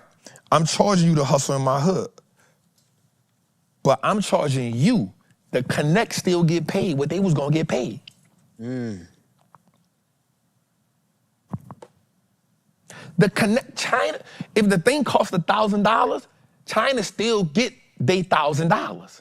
It's the companies in America that gotta pay the tariff when they go to customs. Remind me of the last episode of Canaan. He said, yo, we going up 20%. Yeah. And the connect still get what the connect gonna get. Right. So that's what people not seeing that. So what happens is, why does it hurt China? Because it slows Apple from going to get what they gotta get. They can't get what but Apple still gonna charge us. They not taking the hit. So here's what happens. Everything starts to go up. Now I want us to think from a business perspective. If everything goes up, profits come down. People get laid off. People get laid off. Yep. And the Federal Reserve said, we're not putting no more money in the economy because we injected that we injected the 8 trillion in 2022. This was unheard of. Right. This is how we even get high inflation to jump. So here's what I'm saying. I'm not saying that we not gonna make some money, but what I will tell you is this: you can't make no money if you can't pay no rent. You can't make no money if you got kids. You saying, yeah, I'm gonna do this. Hey, we might can eat noodles, but them children gotta eat. People putting their last out, and that last out go to rent. The gas people ain't giving you a break. Right. The light people ain't giving you a break. Insurance ain't giving you a break. We go in a recession, the people still want their bill money because now they need the money better than you. And you talking about, I'm gonna get it out the market. They saying, market my rent. I'm gonna get it out your pocket. Dang. I don't care if you gotta sell Repo calls, man puts, coming. pool tables, whatever. Market my rent. Now, here's why I double down on that. The stat says that the average American don't got $2,000. If that stat is true, of any sorts, the short-term pain is egregious. Very much so. Listen to me. The short-term pain increases the crime rate. Because what happens when niggas ain't got no money? Actually, it's funny. I just watched the interview. John Hope Bryant, real quick. He was talking about how he don't fly like private, but he said, I get the little extra Delta thing. Okay. Or whatever, where they, they escort him through. One day they ain't have it. He had to go with the regular general population. And he was like, he was looking around like, yo, I'm not used to this, right? And he said, yo, because he been doing it for only 6 months, really, but he was like, yo, I ain't want to go back. Do you believe that they are disconnected from the American people? Like, he been rich for his whole life. You gotta, that's 100%, bro. Like, that's not a given. You're not really feeling that's a given. What the people That's feeling. a given. That's a given. When the last time you think Donald Trump been up? Not even our hood. When you think the last time he been to like rural America? Right. I ain't talking about in the hood. You know they don't come to the hood. Only on the campaign trail. Yeah, when the last time he been to a community where the houses cost less than $1 million? Right. Right. Even the politicians. And that's what I'm saying. It's like when you just said the average American ain't got 25. Yeah, bro. Listen, they don't even know what that feels like. Here's why a lot of the other stats that we talked about previously in the show was important. American household consumer debt is at an all-time high. So watch this. You put that in the recession bubble, what happens? Another stat we said, the average person, this was maybe 2 months ago or something, the average person was at least what? 30 days behind on at least one bill. You put us in when you start saying stuff like short-term pain for long-term gain, bro, you are the pain. Not saying Trump, I'm just saying the people that's saying it, like we are the pain. Right. We are the pain. That's real. How do you tell a person who is 6 days behind on their light bill, on their rent, don't have, watch this, don't have $2,000 in the bank, but still working a 40-hour job? That's a dangerous concoction. That's when wolves start And you coming put that out. in a recession? Man, That's what I mean, bruh. that's when the wolves eat the rich. That's what I mean. So I'm not gonna lie, bro. Like, even for me, bro, like, if we go into a recession, I just know how many of my people gonna lean on me. I know how many of my people gonna have to lean on me, bro. You feel what I'm saying? So it's, I just want us to take a second and think about the rhetoric that we repeat. Just want us to think about that. I want you to take a minute to think about, hey, bro, if we go in a recession, bro, like, damn, I gotta take care of my mama. Damn, bro, like, these tariffs going up, shit, like, I asked everybody on the chat that's watching just this one question. And again, this not pro-Trump, anti-Trump. This us talking about having a discussion. It's saying, do we think this gonna help the people? And if you can say, maybe for not the short-term trap, for the long-term, okay, let me ask this question. Let me pose you with this question. That's all I want. I think it's our goal. I think one of the things we can do really good is, I think people, for me for sure, people always try to make me pick a side. I don't want to pick a side. I'm gonna flow how I want to flow because the thing is when you pick a side, you automatically become biased. Yep, and wealth don't got no opinion. Wealth don't got none, bro. So he could take both sides. So watch this. Here's my thing. We are saying that this is short-term pain for long-term gain. Okay. China is the world's largest manufacturer. Who says they gotta do business with us? Okay, so here's the American, and this is me just going deep in my bag, bro. Because I think it's important for us to understand, like, we are obligated to not be biased. You know me, I'm bro, I love America. Nigga, 3 shows ago, George said, nigga, you were patriotic, nigga. God damn. You play for New England, nigga. Yeah. Bill Belichick over there, I know. Here's my thing. So China's the world's largest manufacturer. America becomes we are the world's largest consumer. Nobody spends as much money as we do, right? So you say, well, and don't get me wrong, I used to think like this until I had to really like, bro, I've been in my bag these last 3 weeks, just economics. How does trade affect everybody? And I think that's what everybody should do. I think the worst thing everybody can do right now is take everything that we see on TV and hear for face value. This little smartphone right here, you can ask, I got 3 different chat bots that I talk to, books that I read when I'm going through stuff, right? And so you ask a person, I started learning like the different trades and who is what. And I got this thing right here. I thought Steve, Benton, did Steve send a thing that says who rocking with us and who not? Put it up there. Put it on the big screen. Go straight to them. So me and Steve came up with this. We was looking at this. I found this chart. Great job, Steve. Now, I sent this after the show came on. That's why my dog's so good. Because this how much research matters to me. And this how much I feel like it's obligated for us to speak truth to our people. And well, I don't even want to say speak truth. Facts. Yeah. It's 2 different things. Yep. Truth and facts are 2 different things. Do you agree with that? Truth and facts are 2 different things. I think it's important for us to give the facts. Yeah, because truth could be based off perspective. Exactly. So the facts are that here are the countries, as of 2025, here are the countries, nations that are siding with the U.S. Right? Go big screen for it. Go big screen with it.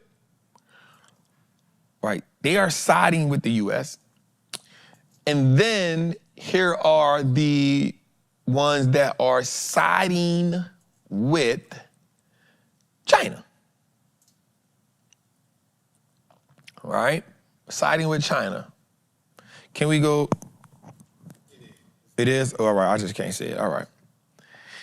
And then you have a few that are leaning with both, which means they playing both sides of the field, meaning they may get certain protection from America, but get goods and imports from China, right? So now, as you can see, bro, like, they are the two most dominant. They're dominant, bro. So here's my thing to that, Jose. My thing to that is this, Jose. Who's to say, this is just putting it out there, who's to say this is short-term pain?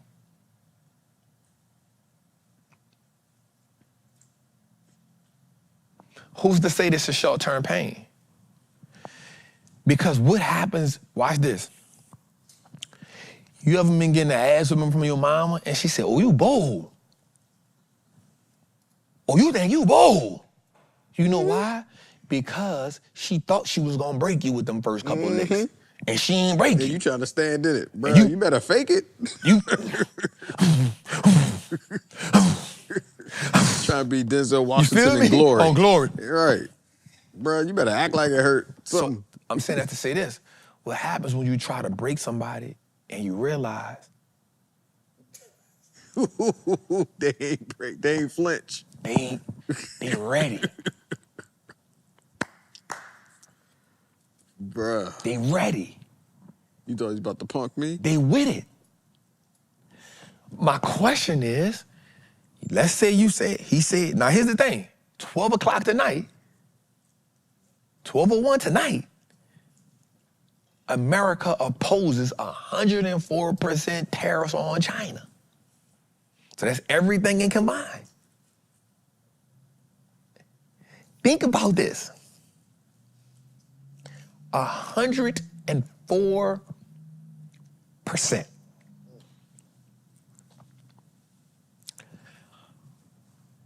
Bruh, hear me well. I cannot back down once you do that to me. It's time to go all in. Even if I wanted to. You know why I went to prison, bro? Real talk. Listen to me.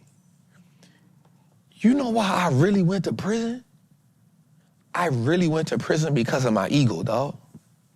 Yep. No lie. I was 16 years old, bro, and I said, bro, if I let you rob me and get away with it, bro, I can't hustle in my own hood no more. I got to do you something.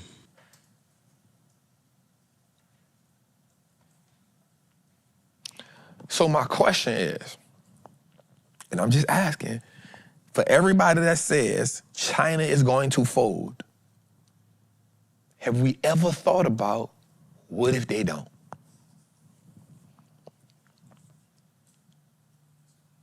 That's my only question. I don't want fuss. Don't curse me out. I'm just saying, what if they don't? Now, I'll be the first one to come on this show when China fold and say, hey, bruh, you a cold-blooded gangster. Now here's the dope part. Now you gotta watch it though, because America has a way of spinning the story. It'll be a stalemate and they'll have you thinking they won. You gotta remember, they good at writing. Back to media. You gotta go find Columbus. Hey, Truth versus facts. You feel me? Columbus discovered America. Later, we finds out, there's a whole bunch of people already here, dog. You feel me? Just that we got 1,000 votes in. They say it's bad. 37% say it's good for the long run. So, 37%. watch this. So, I like that, Jose. I like that. Let's leave it right there right quick for a second. How they feeling in the chat tonight, man? How they feeling in the chat, right? So, my question is this, Jose. What is good in the long run? When we say that. So when we say it's good in the long run, how? Is it the long run where we say we bring more manufacturing jobs to America, right? So we say that, okay? Here's my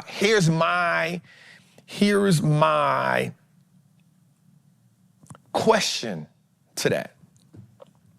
Here's my question to that.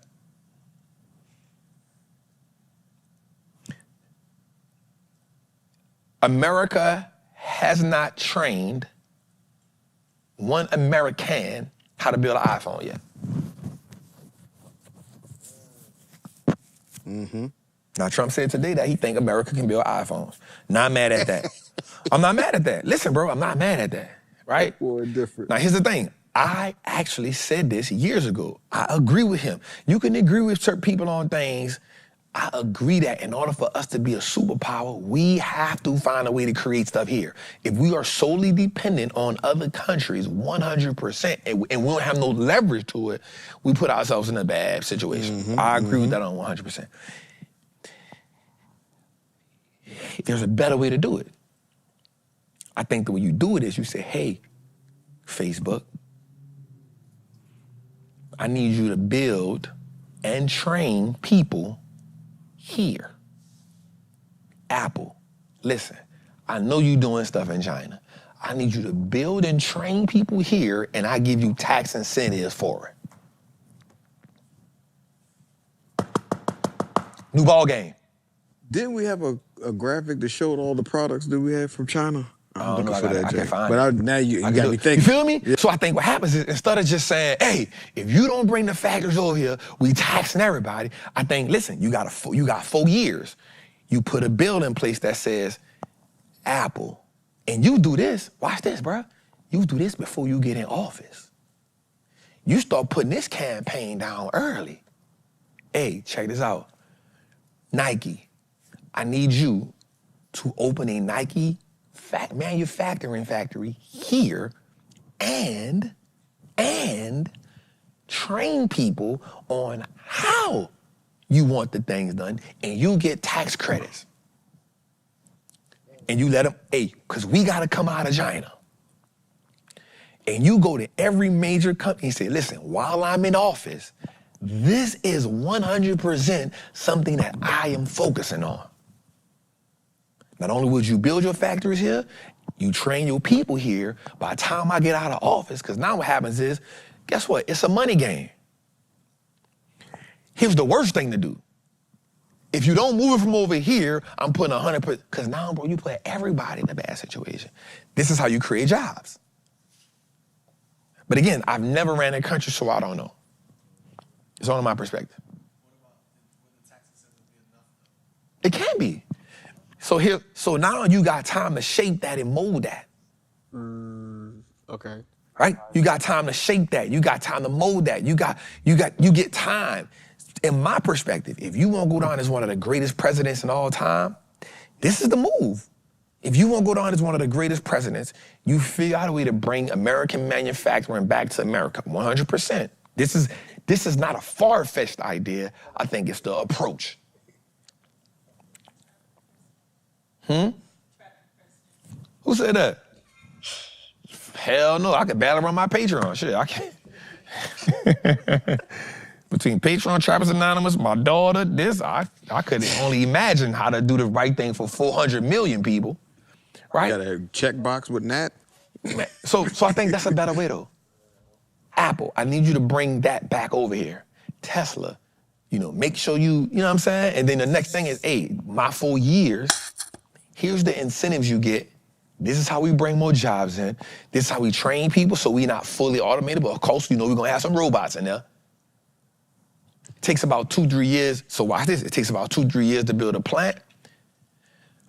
It takes you about that long to train people.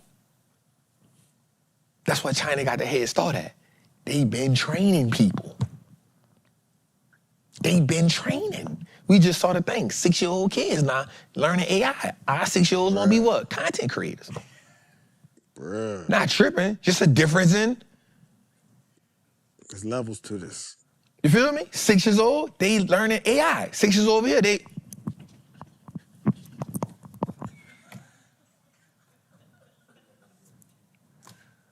Big difference. Big difference. All right, let's go a little further. I don't want to stay there too long.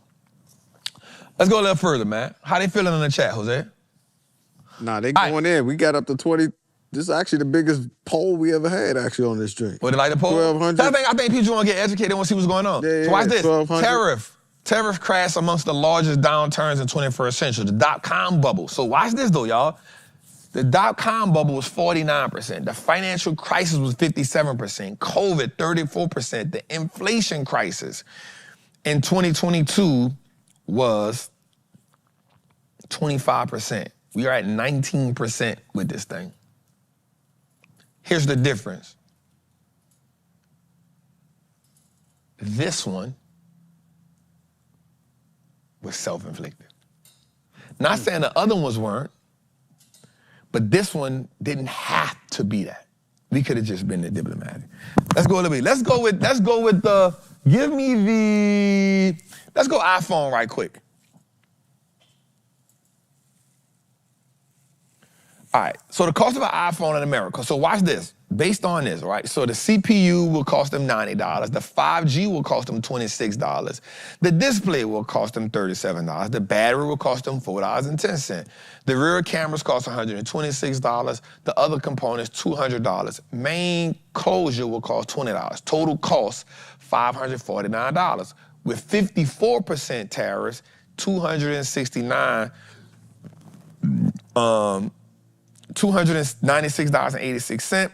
Post-tariff total altogether, $846. Let's go a little further. If 16 could jump, an iPhone 16 could jump from $799 to $1,100 after a 43% increase. An iPhone 16 Pro Max can go from $1,599 to $2,300. Same phone, same things, more tariffs. An Apple Watch may face a 42-3% increase. iPads may have price increase to 42%. iPods and Mac may rise by 39%.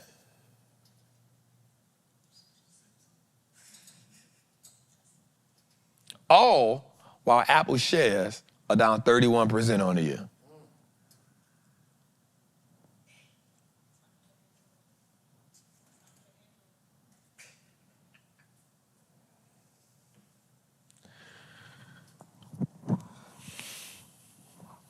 It's tough. All right, let's go a little further, man. Who gonna pay for it? We pay for it. We do. Let's go a little further. All right, so let's break down what Ronald Reagan said about tariffs.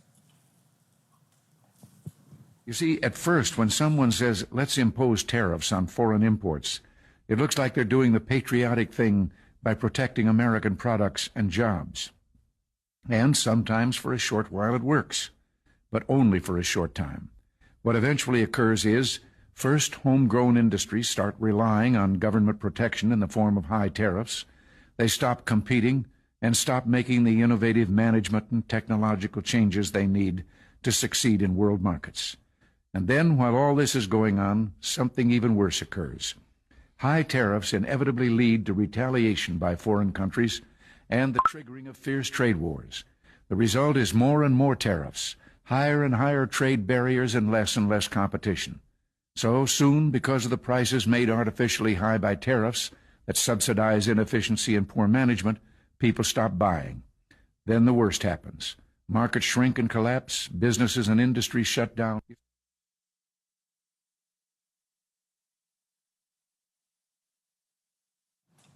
All right, so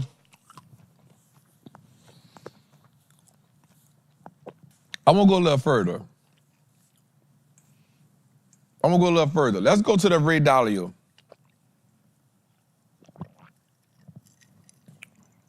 This is gonna be good.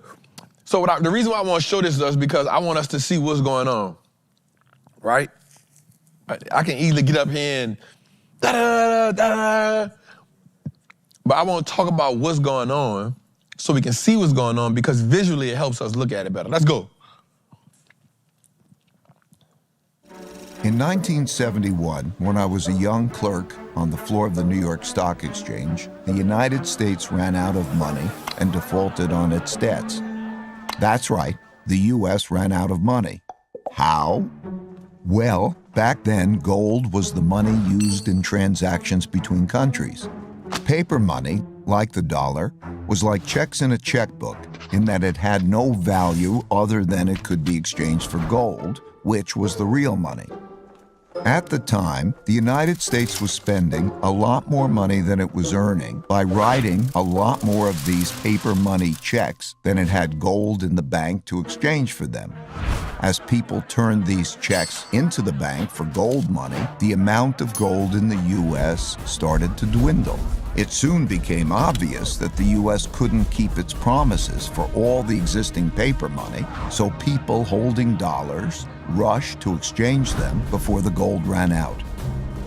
Recognizing that the U.S. was going to run out of real money, on Sunday evening, August 15th, President Nixon went on television to tell the world that the U.S. was breaking its promise to let people exchange their dollars for gold. Of course, he didn't say it that way. He said it more diplomatically, without making it clear that the United States was defaulting. The strength of a nation's currency is based on the strength of that nation's economy. And the American economy is by far the strongest in the world. Accordingly, I have directed the Secretary of the Treasury to take the action necessary to defend the dollar against the speculators. I have directed Secretary Connally to suspend temporarily the convertibility of the dollar into gold or other reserve assets, except in amounts and conditions determined to be in the interest of monetary stability and in the best interest of the United States. I watched in awe, realizing that money as we understood it was ending. What a crisis. I expected the stock market to plunge the next day, so I got on the exchange floor early to prepare. When the opening bell rang, pandemonium broke out, but not the kind I expected. The market was up, way up, and went on to rise nearly 25%. That surprised me because I never experienced a currency devaluation before. When I dug into history, I discovered that the exact same thing happened in 1933 and had the exact same effect. Then, paper dollars were also linked to gold, which the U.S. was running out of because it was spending more paper money checks than it had gold to exchange for them. All right, let's stop right there. All right, so I want to stop right there for a second. I told y'all I wanted to talk to us about what's going on. So one of the things we know for sure is that we no longer have dollars backed by gold. Dollars down, get printed, which is how we got bailed out before, which is how one of the ways we get into this $37 trillion deficit. And so now one of the biggest issues for every president now is, hey, we got to bring that deficit down. We got to get from $37 trillion because it's not sustainable. Okay, the reason why I'm talking about that is because America actually makes a lot of money. But because we spend so much money and because we don't, I want to make sure I say this the right way. America imports more goods than it exports, right? So we spend more money getting stuff from people than people spend getting stuff from us, right? But because we became the dominant country, we also set ourselves everywhere, right? We got ourselves everywhere. We kind of like spread ourselves thin. And we got to pay for a lot of stuff, right? And so then what we start doing is, because we don't have the actual gold to back up what we do, the next thing we do is we now put out bonds and we let other countries give us money because they're betting that our economy is going to keep growing. We do have the largest economy in the world when it comes to money spent and what we consume, and like nobody does it like we do.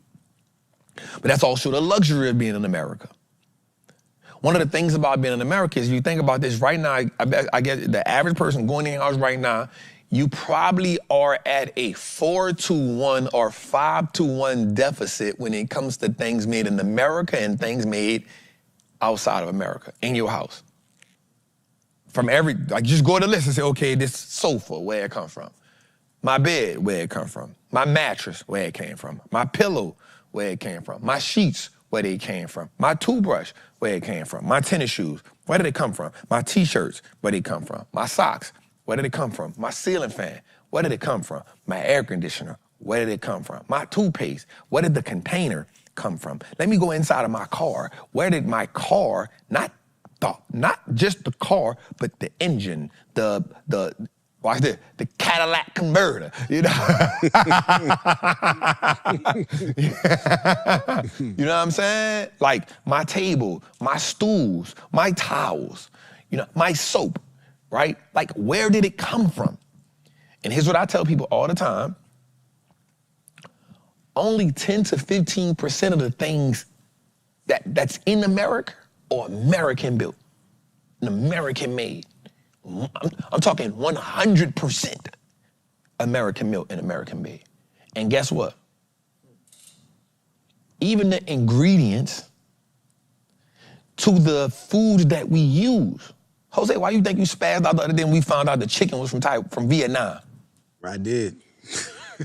We get chicken from Vietnam. Of course, surely we didn't think we had all the chickens. I did. I thought we. You feel me? That's crazy. We thinking we got all the chickens, but surely, bro, like we don't. Pork comes from pork. We getting it from China. We getting it from Vietnam. We don't even get a lot of stuff from America. Even the stuff that we eat.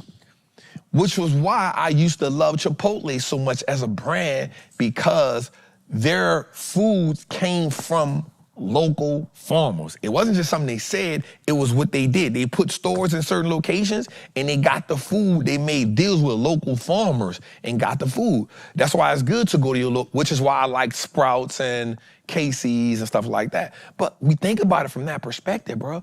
If we just look in our household, go in our household, it shows you your household is actually how America is ran. For every one thing you got in your house from America, at least 5 other things are from China or Indonesia or India or Pakistan. You know why? Because the luxury of being in America is everybody wants to sell these stuff now. So you ask yourself, Trap, well, China needs us. No. It's a luxury to have that American dollar because nobody spends. Okay, watch this. Watch this. American country, I forgot what episode I said this on. The people follow the leadership. The American leadership don't value money. How the hell the people gonna value money?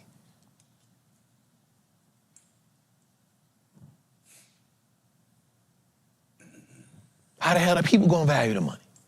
So we keep telling ourselves that these countries they can't make it without us.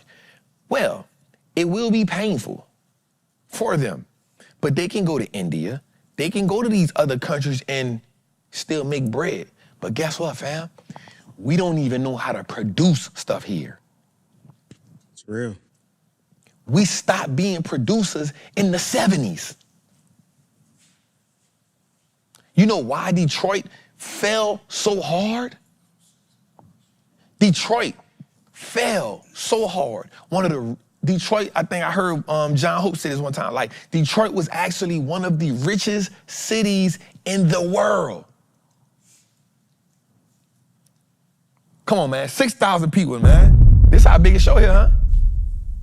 No, man, we hit 62-ish. Let's hit 65. Yeah. Let's hit 65. 65, come on. Let's hit 65. So you gotta think about it. At one time, Detroit was one of the richest cities in the world, not just in America. Guess why? Because all of the car dealerships were in Detroit, American made. Here's what happens though. Here's what happens, and it happens with every empire. Greed kicks in. you start realizing, why do I need to make this car 100% here when I can go get it over there for cheaper and keep the same price tag and make more profit? So instead of making 100% of the car here, you start making 70% of the car here. And then you start making 30% of the car here. And then you start making 20% of the car here. And then you start saying, you know what, I just need to make the license plate here. And so now a great city like Detroit folds. And then you have another city like in Pittsburgh, right? Same thing happens. What happens is greed start being an underlying thing of America, and these other countries start positioning, nations start positioning themselves as manufacturers. Bro, we got a whole Midwest, Nebraska, Iowa, the Dakotas, Wyomings, all them, bro, produce. Guess what? Guess what? We don't serve them right. Produce, they can produce. Kansas, why you think they call them the heartbeat of America, bro? That's real. Like, I don't see the cotton commercial no more. The touch, the feel. But guess why? Because you know why? You know why? Here's what happens. Here's what happens. We start realizing, why do I gotta pay the farmer in Iowa a such when Vietnam gonna give it to me for the low? But the child labor is... So child labor for sure. Yeah. But guess what? Now you making the farmers over here say, watch this, in order for me to compete with Vietnam, I gotta shoot the chickens up. Give them antibiotics. In order for me to compete with China, I gotta feed the GMOs. That's why it's a whole cycle. It's why they gotta feed the stuff what they gotta feed it. Because they not just compete with American farmers and stuff, they compete with farmers out the country. Because America says, why would I get it from you, but I can get it from here cheaper?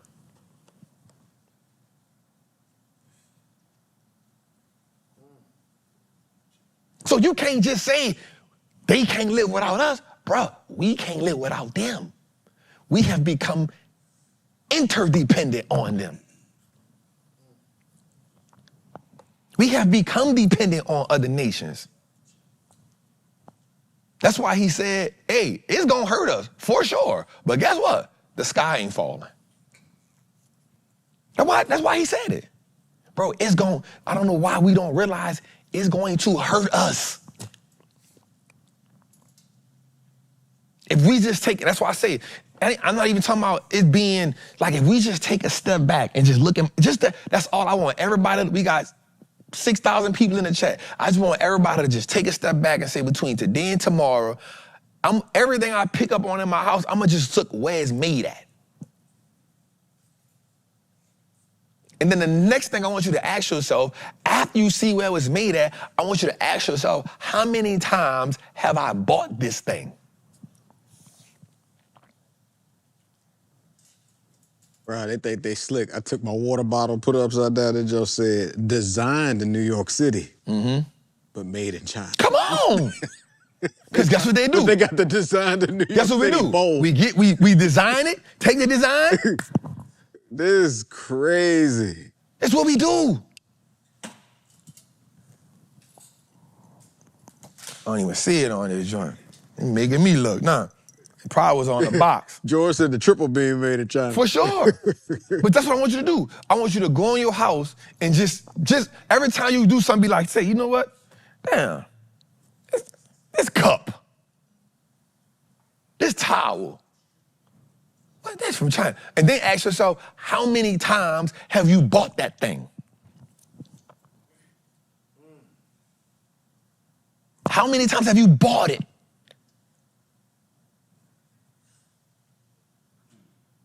Think about that, bruh. When we say short-term gain, long-term pain, bruh, it can be long-term pain. We banking on the fact that they gonna fold.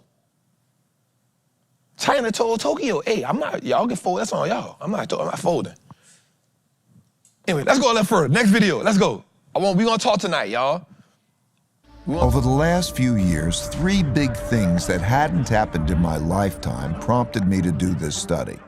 First, countries didn't have enough money to pay their debts. even after lowering interest rates to zero, so their central banks began printing lots of money to do so. Second, big internal conflicts emerged due to growing gaps in wealth and values. This showed up in political populism and polarization between the left, who want to redistribute wealth, and the right, who want to defend those holding the wealth.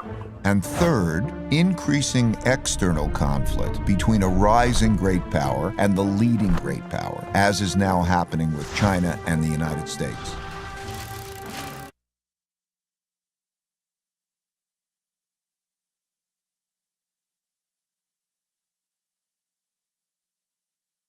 What I want to talk about in that situation was the printing of money. There's always another country that is growing. There's always another country that is always building themselves up. But then you got to ask ourselves, like, the internal conflict is what gets us. So one thing about democracy is democracy gives everybody a voice. I'm not against democracy, but what happens is the leaders of the country, it becomes bad when the leaders of the country can't sit down and say, hey, let's put our differences aside to make the country move forward. That becomes the biggest issue. That becomes the biggest issue. Right? And again, I'm not saying like I know it all at all. I don't know it all, yo. But what happens is when you get presented with situations, the thing that you're supposed to do is educate yourself. You're supposed to educate yourself not just on the pros, but educate yourselves on the cons. I 100% believe that we need to have manufacturing in America if we are going to stay great, but I think there's a way to go about doing it. It's kind of like when you take an alcoholic, somebody who's been an alcoholic for a long time, you know the worst thing you can make them try to do? Quit all at once. It's the worst thing you can do. They'd actually die from it. Somebody who has been a lifelong alcoholic, the worst thing you can do is try to make them quit all at once.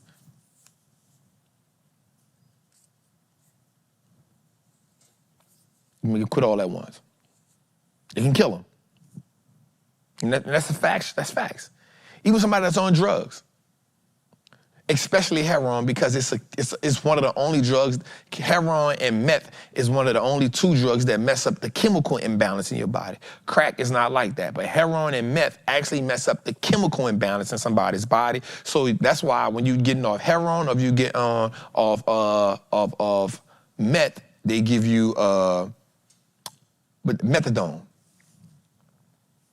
They slowly put you on methadone to get you. Why? Because those two drugs mess up the chemical imbalance, and if we take you off it all at once, it can actually kill you.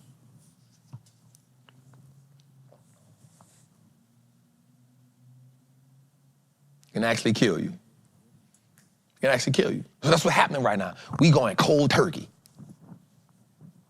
We're attempting to go cold turkey. All right, let's go a little further on this last one. As you can see, better education typically leads to increased innovation and technology development, and with a lag, the establishment of the currency as a reserve currency. You can also see that these forces then declined in a similar order, reinforcing each other's decline. Let's now look at the typical sequence of events going on inside a country that produces these rises and declines.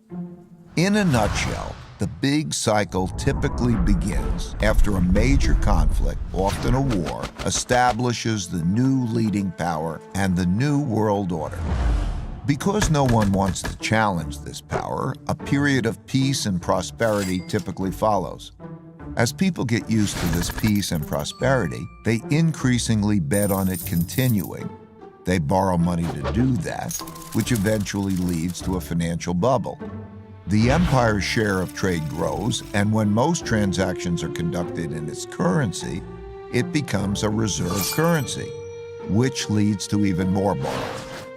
At the same time, this increased prosperity distributes wealth unevenly, so the wealth gap typically grows between the rich haves and the poor have-nots. Eventually, the financial bubble bursts, which leads to the printing of money and increased internal conflict between the rich and the poor, which leads to some form of revolution to redistribute wealth. This can happen peacefully or as a civil war. While the empire struggles with this internal conflict, its power diminishes relative to external rival powers on the rise. When a new rising power gets strong enough to compete with the dominant power that is having domestic breakdowns, external conflicts, most typically wars, take place. Out of these internal and external wars come new winners and losers. Then the winners get together to create the new world order, and the cycle begins again. All right. So I guess my thing is, this doesn't have to happen all of a sudden. And when you look at this, it doesn't, I'm not essentially saying that, this is about to be the fall of America. I'm not saying that at all. But I just thought it was interesting. I think I read this book maybe during the pandemic, I think. I think he dropped Principles, then he dropped this. I read during the pandemic, right? Really good, but Ray went on a spree when he dropped this one here. I just think that it's important for us to look at the market and understand the market, but I also think it's important for us to understand the consequences. Now, none of us can change what's going on right now. But I also think that we can prepare.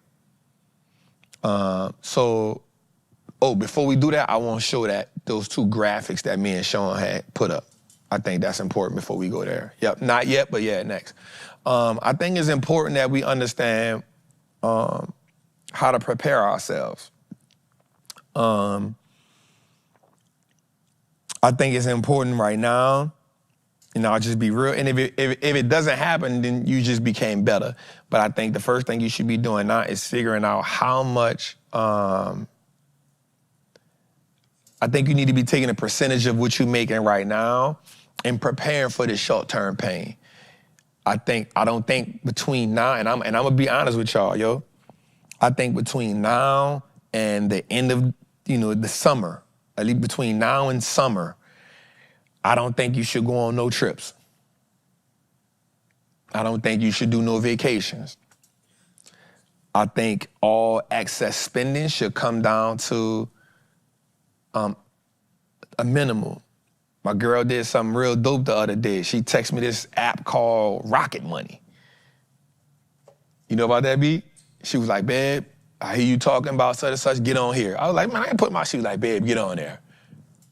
I was like, all right. And I just saw stuff went to ringing up. I was like, wait, hold a minute. Why the hell QuickBooks charging me 3 different times? What the hell?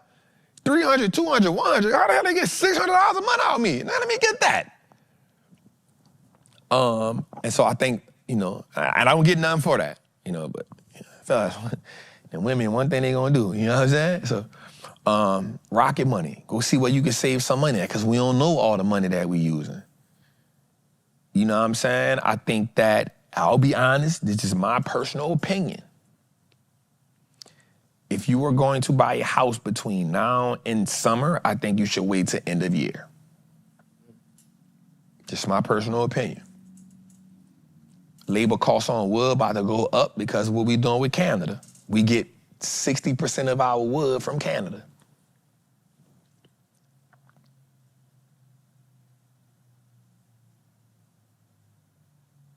I think that we should just listen chill on the designer right now.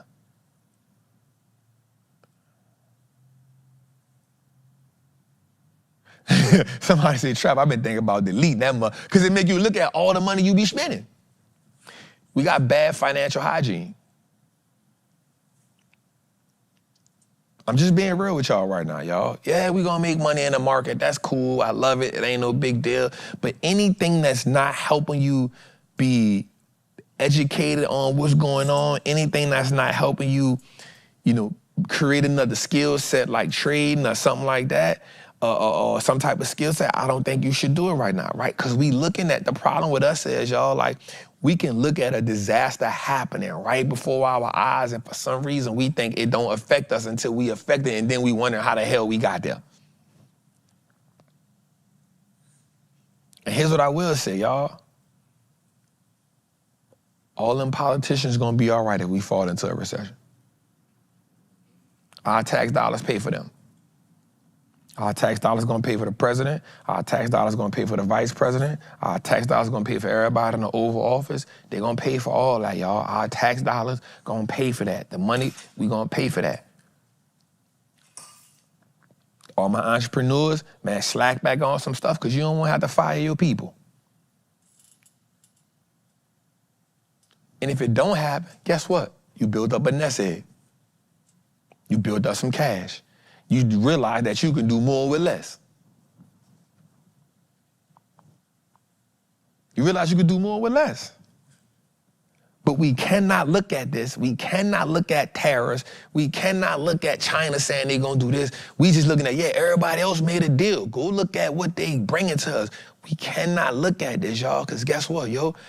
If the market falls like that, it's the first cousin to the economy. And here's the thing, the market only falls, watch me here, y'all. The market only falls like this when there's real trouble in the economy.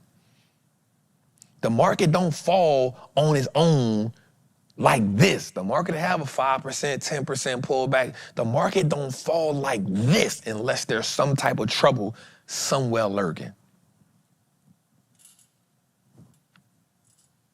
And we can take them tariffs and we can take all that for a joke and we can get on social media and fuss and all that. And I actually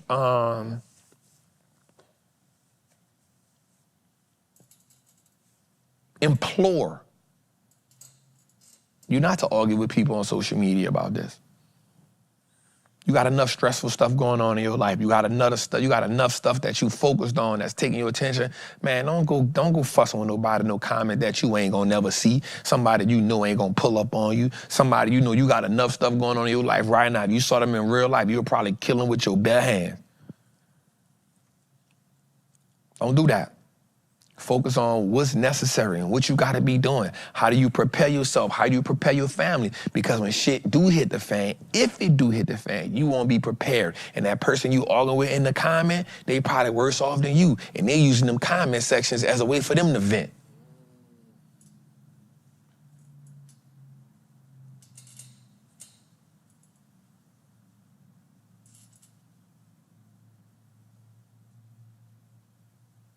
So, I want to show y'all something right quick. Let's go to that. Let's do these two charts right quick. I want to show y'all right quick. Let's put it on the big screen for them. Let me know it's on the big screen. And I want to show y'all something that, we worked on. I wanted y'all to see this. Think about adding this. Sean, you want to do a chart of the day? You want to be my chart of the day person, bro? Moving forward? Sure. Might give you some exposure, dog. How you feel about that, Jose? I'm on it. I've been prepping for this. Yeah. This is what we talking about. Might get you a whiteboard, dog, and put your chart on a whiteboard, you heard me? And you can be, I might do a woman, though, bro. Too much masculine. Know what I'm saying? Give it to him and take it back. Too much masculine energy around this joint. They go to start saying, "Trap, where the women at?" We work it out, though. I like that, Sean. I'm gonna put something on. We might can work that out, though. But here's what I want to show you. So right here, I hit Sean on the airplane and told him to pull his up for me. I want y'all to look at something for a second. I want to show something right quick. Benton, can you, damn, I do got the Nino Brown look, huh? Damn. That's cool. Sit your $5. Sit your $5. Make change. Put make change. All right, I want to do something right quick. Can you focus on me, but give the screen the action? Does that make sense? I should have put it on a whiteboard. Jose, so next time we won't go whiteboard with it, you hear me? If I do this again. All right, we'll do it again. So I want focus on me, but give the screen some action. Let's focus on me and get the screen some action. Let's focus on it. Let me know when we're ready. Sean, I appreciate you again, my dog. All right, let's focus on me and get a screen, some action. All right, cool. Can we get a little more screen? Can I get a little more screen, Jose? Or maybe I just can't see it. Bring me down. Yeah, bring me down. I'm judging what they see off that. Bring me down. Bring me down.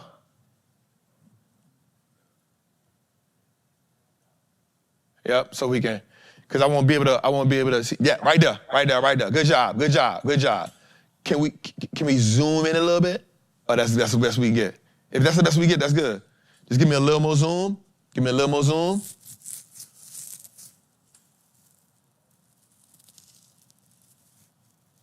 Oh, man. Shout out to the crew, man. Shout out to my crew, man. I love y'all, man. Hey, and it's real time. It's real time. All right. So what we looking at here is 2 separate days. We looking at yesterday, we looking at today, right? To all my chart readers, y'all gonna love this, right? When I told Sean this, he lit up like a fan. Like, what?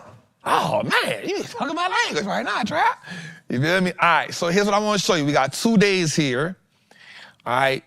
2 things. First of all, I want you to look at this gap right here. Shout out to Sean because he put the circles on it, him and Steve. I told him what I wanted, so we can pull it up so they allow us to see it.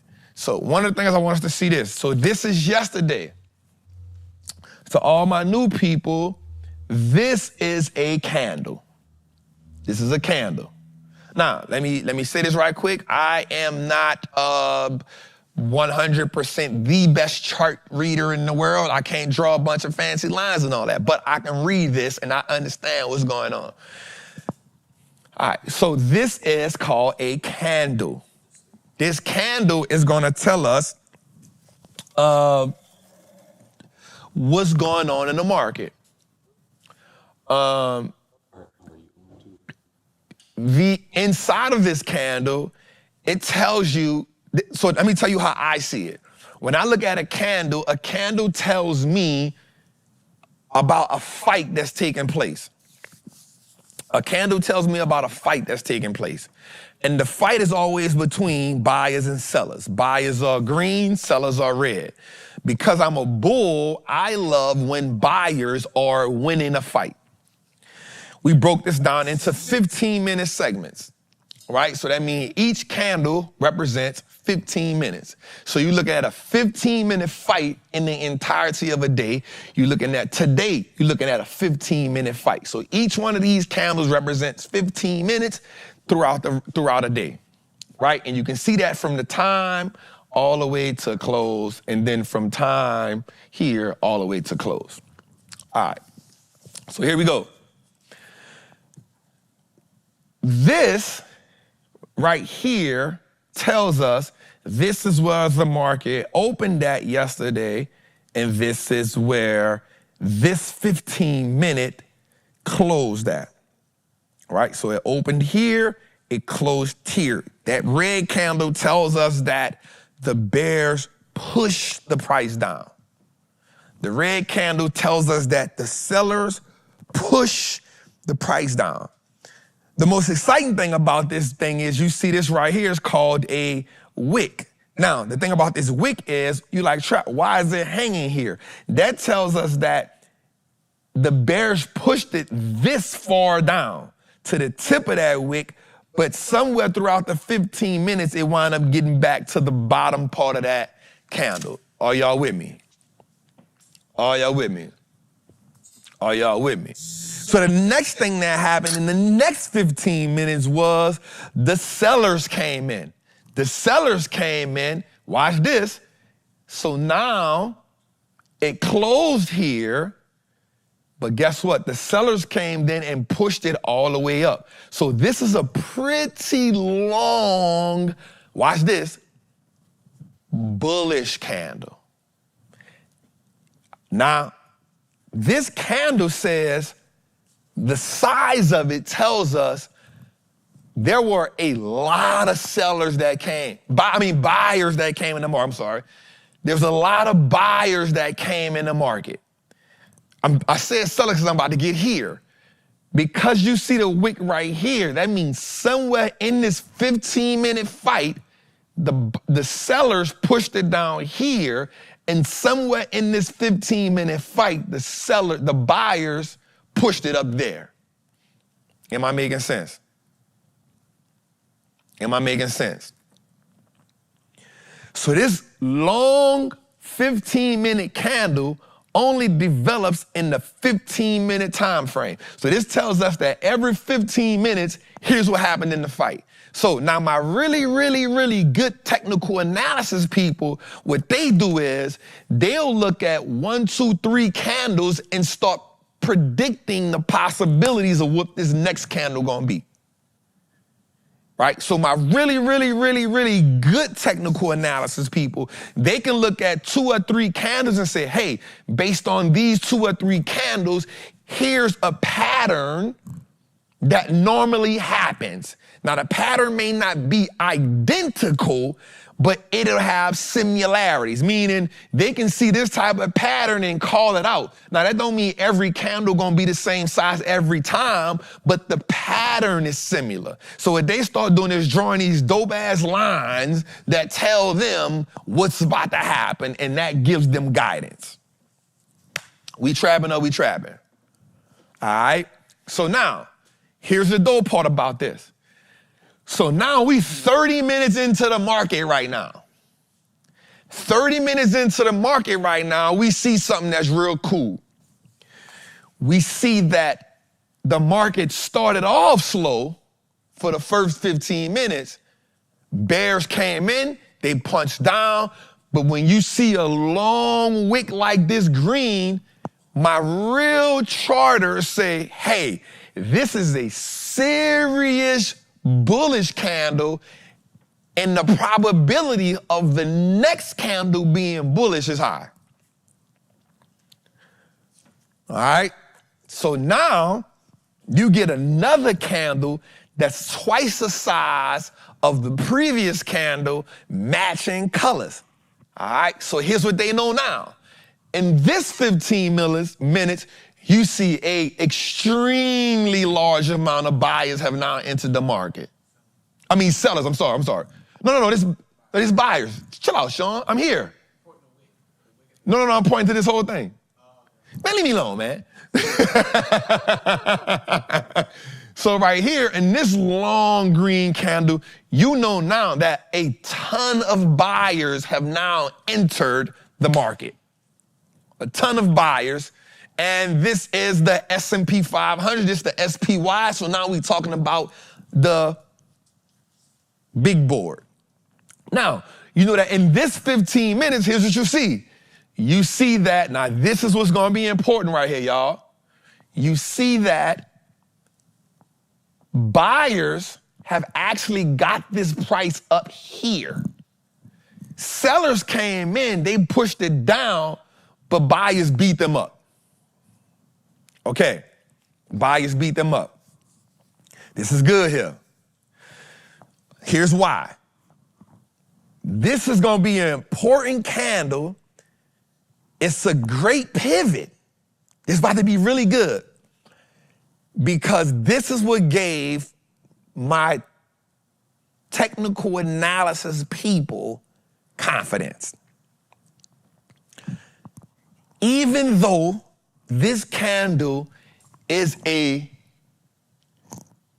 bearish candle, I want you to pay attention to something that you see. I want you to pay attention to something that you see. To the normal eye, you don't understand it. But to my traders, especially my day traders, they saw this candle and knew we got action. Here's why. Watch me. Even though this candle has a huge bear in it, we see the sellers say, hell no, y'all tripping. But here's what we do know. You still had a lot of buyers in there. Because watch this. Watch this. The price opened here and it pushed down. But somewhere in this 15 minute, now the only thing about the candle that you don't know is at what point in the 15 minutes did this happen? But some point in the 15 minutes, the buyers push this up. This long wick followed by these two long bullish candles tells my technical analysis people that there's still a lot of buyers in the market. Before I go any further, for all my technical analysis people, are we right or are we wrong right here? You like that, Sean? What do you say? Say. Say it. Is it on? You can talk. All right. So you were in a lot of calls at the top, right? And then as No, we wasn't in nothing right there. No, we was in a push right there. But when the market was overall up, right? When the market was up, you were winning on your calls. And then when the market pulled back, you started. We wasn't in no calls. No, I'm saying before. Not yeah, we talking about before. Yeah. In general. Yeah. So when the market comes down and you're in calls, buyers exit their position. Yes. So the buyers that were there when at that high, they started exiting their position. Yep. So in that specific candle, they weren't there. Mm-hmm. Next candle, they did enter bullish. So they did start entering. 100%. Yeah. 100%. That's all. Hey, you good, man? Listen, this is a open table here. Hey, this is not a dictatorship. Not all the time. Sometimes it is. So for my technical analysis people, they saw this wick and they had an idea, depending on what they was looking at, they said, hey, this is still an indication that there's buyers here. There's buyers here. Even though this is a huge push down, this long wick gave them confidence. They may not have gotten, they may not have sold out, but this wick made them pay attention. And by the next wick coming in green, they say, aha. So the rest of the day, you trade in a range. Not a big range, not a small range, but enough for you to end off in a positive territory. Good enough. Good enough. So I wanted to get to this. So day 2, we come back in. We trapping or we trapping? We trapping or we trapping? All right. Sean, how you feel? You good? All right. So day 2 comes. Me, I'm confused. I don't understand how is we green with this dude saying 104%.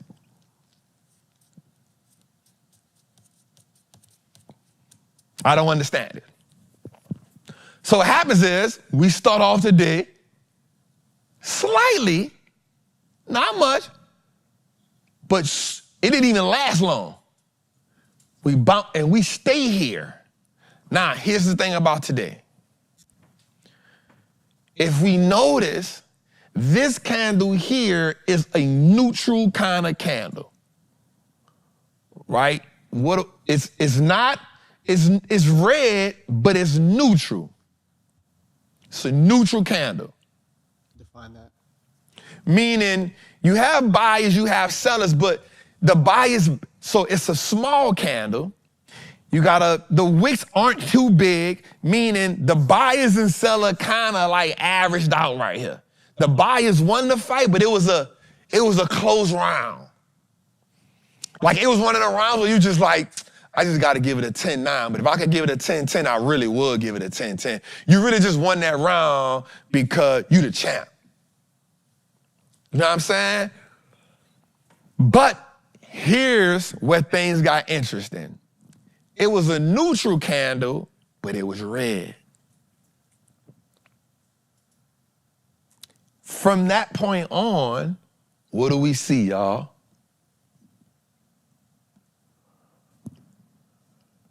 slowly, slowly, slowly,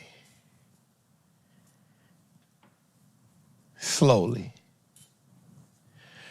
And so all I want us to understand is, I'm not about to get up here and act like I'm just guru of the tech. Y'all know that ain't my world, but I know enough to where I can look at them and see what's going on and be like, ooh, I see what's going on right here. That's kind of how I play the game, play the bag. And I like to chill a little bit, right? And so for me, what I'm saying, when I'm telling y'all this is when I see this, I look at that and I'm like, say, bruh, like, this is how I tell myself a story about the market.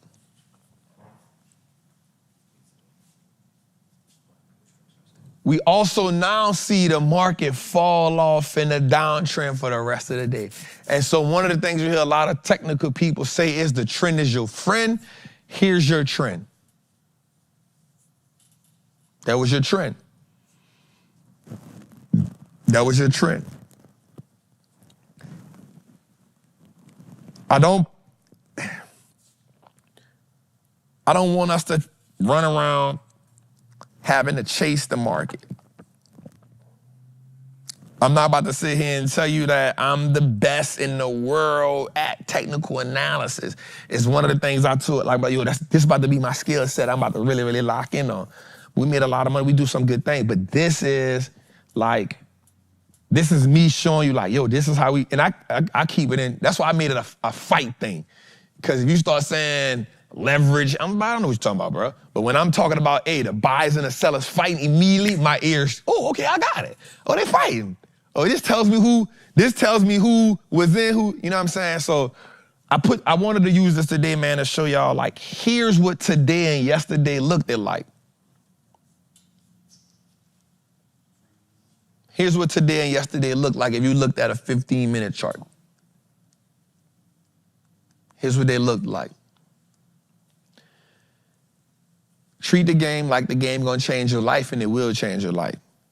Treat the game that'll change your life like it is a hobby, and you'll never max it out. You'll never get it for the full potential. Let's go 1-800-TRAPPER hotline, bro.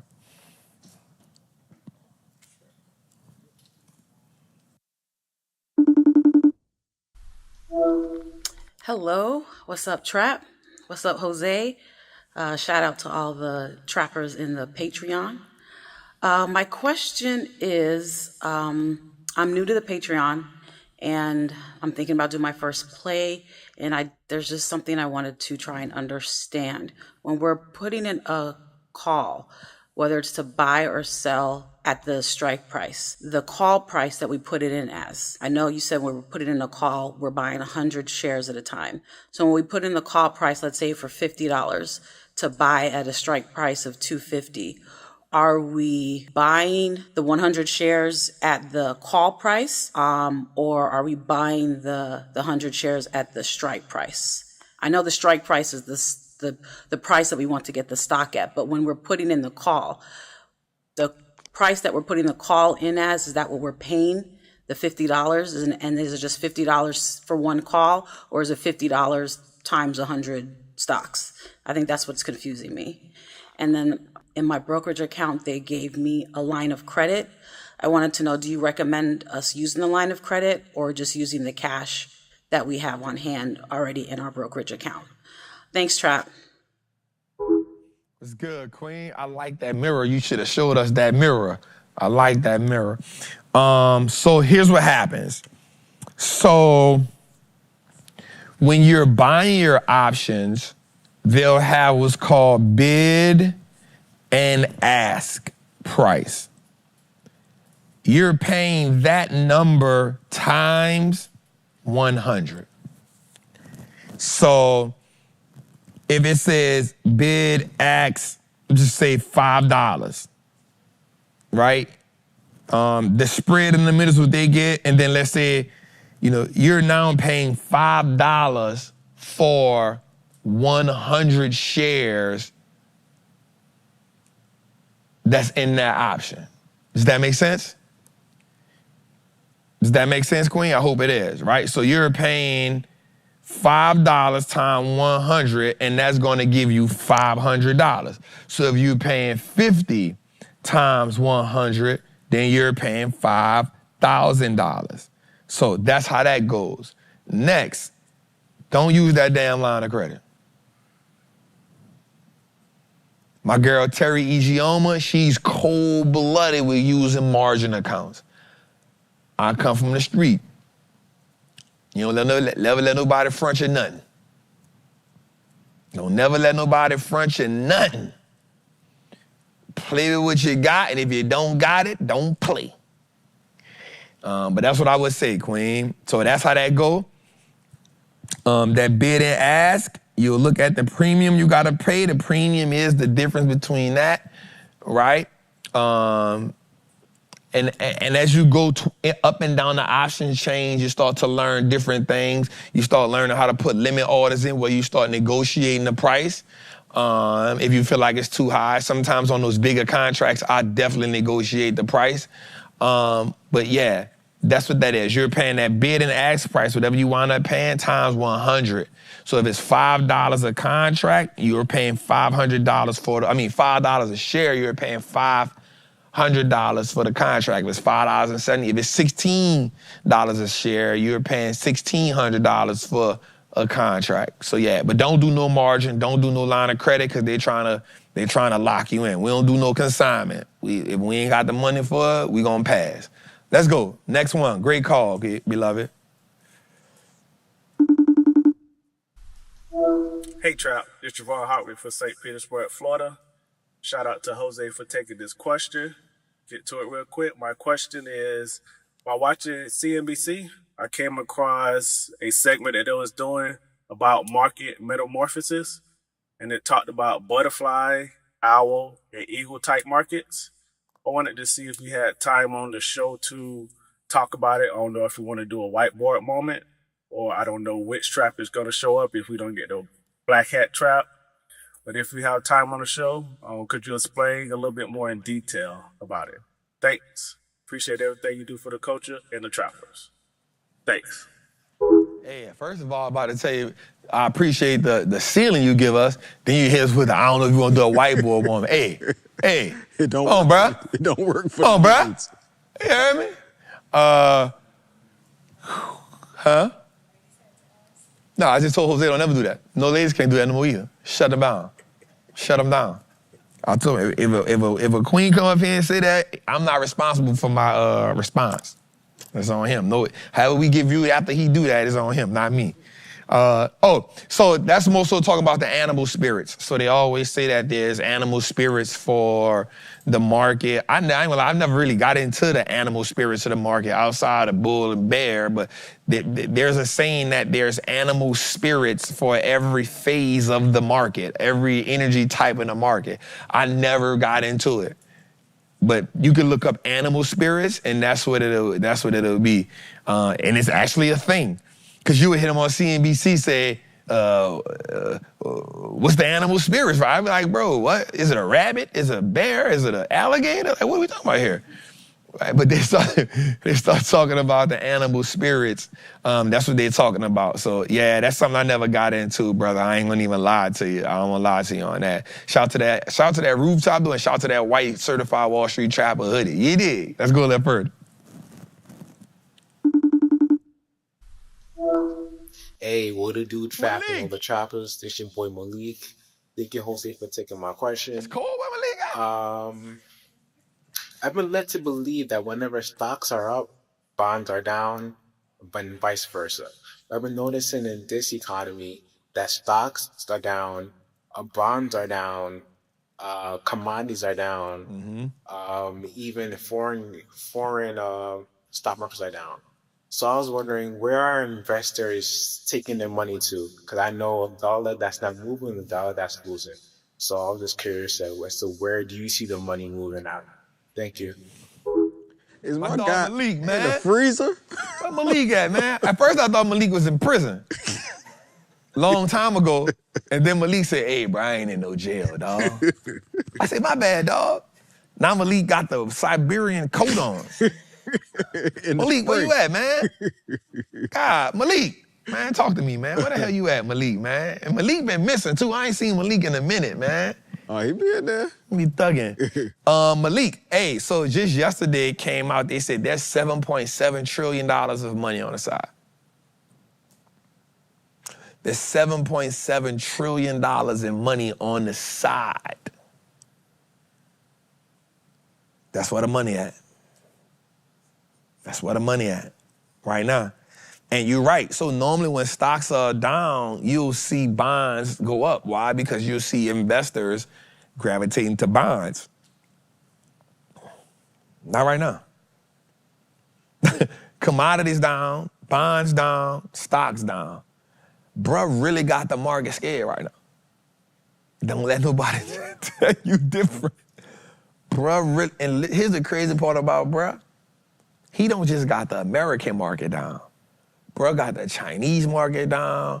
Bruh got the European market down. The Canadian market down. Everybody market down.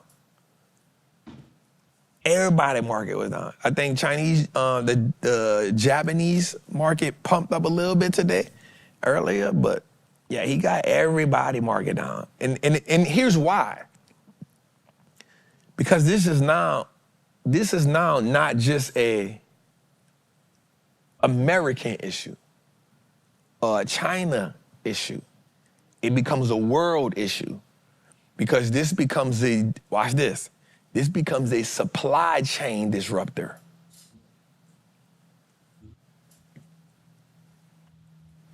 It's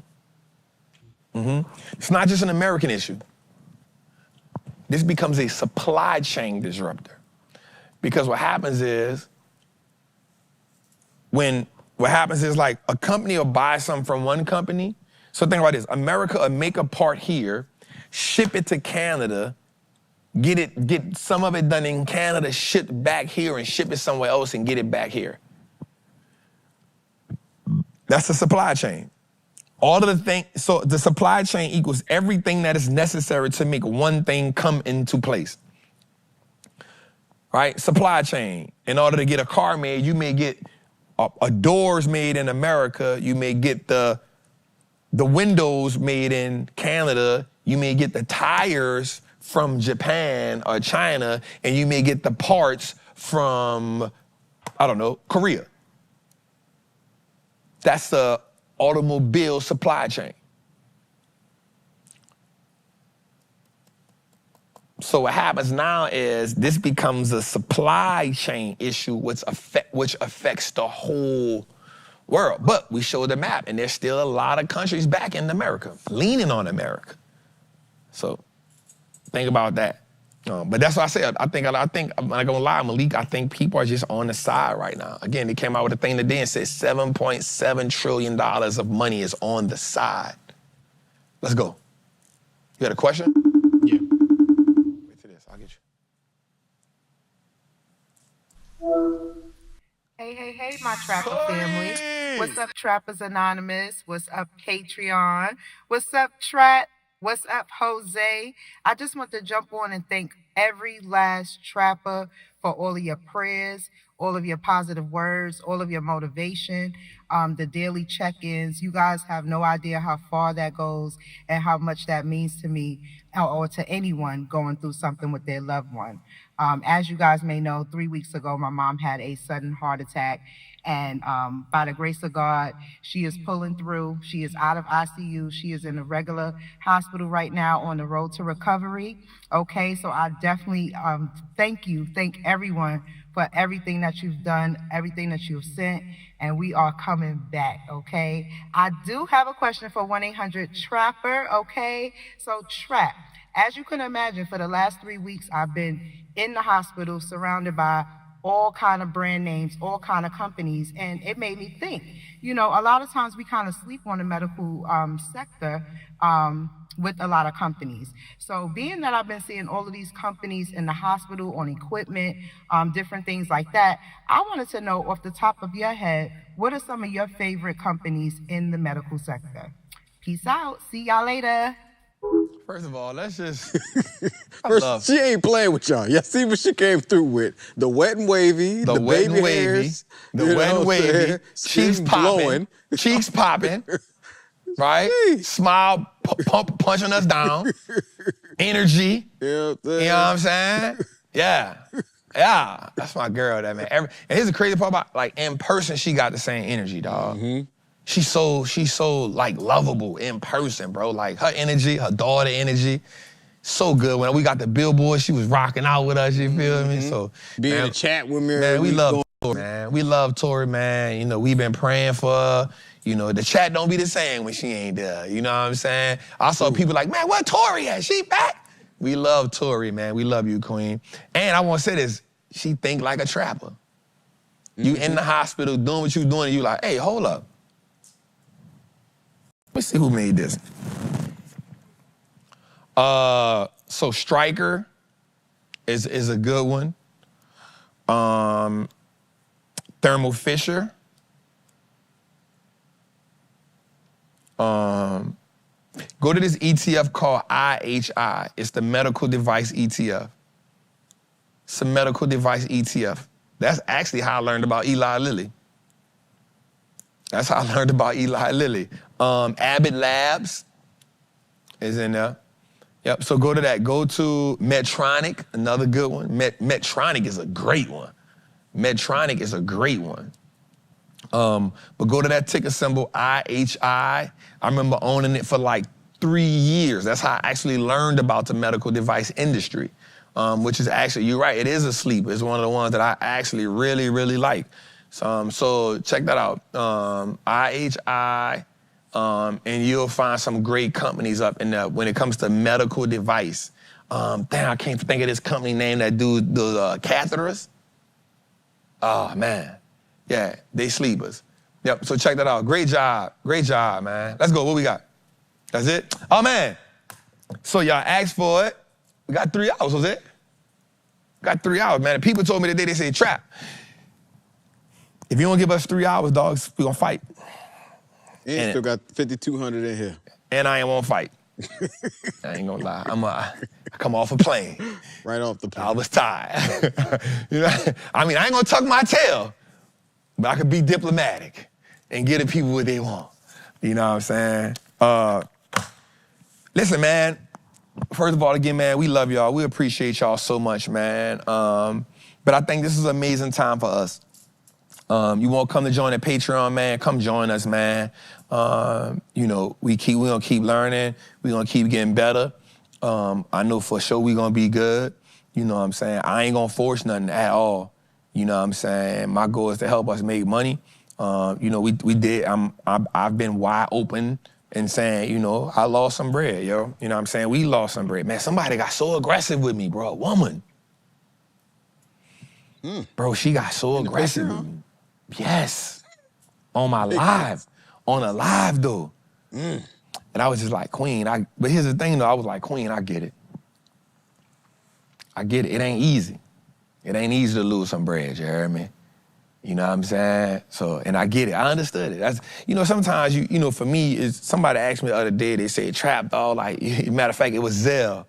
He said, bro, you got some good-ass patience, dog. And I said, it's not, I said, you just thought you understand the game. Like, you understand that people want to make money. I'd be more madder, you know, in these 6 weeks, I've been more madder that my people haven't won the way, because I want them to experience what I have, you know what I'm saying? And so I was kind of pissed off, I ain't gonna lie, like, damn, like, pissed off, like, damn, like, what the fuck? I'm sorry. But I know we gonna be all right, and I care more about my people than I care about me, because I know I'm gonna be all right. You know what I'm saying? And I don't take this game, my skin, like as a woman say this in the group, like y'all keep forgetting that Trap really got, I hate to say it like this, she was like, that nigga from the street, that nigga skin tough. Yeah. Like, we ain't him yet, you know what I'm saying? So, but I get it. But we gonna be all right. You know, and that's why I took pride in saying, say y'all, let's cut these plays. You know, so I took pride in saying, hey, y'all, I'm not about to jump in no play right now, because this a circus. You know what I'm saying? I took pride in that. I will not let the market make me do stuff because I'm in, you know, I feel like I gotta do something. You know what I'm saying? And I feel like it's all right. You know, I feel like we can analyze what's going on here, and we can take a step back. It's only April. We got May, the rest of April, May, June, July, August, September, October, November, December. Got 8 months. Don't be in a rush. We got 8 months. Don't feel like you under no pressure. Don't feel like you got 8 months. You got 8 months. Be a little delusional. Don't let what's going on right now get you discouraged. I came in a group this morning and said, hey, I wasn't in no plays, but I came in a group this morning and said, everybody who made some money because y'all day traded or something, bro,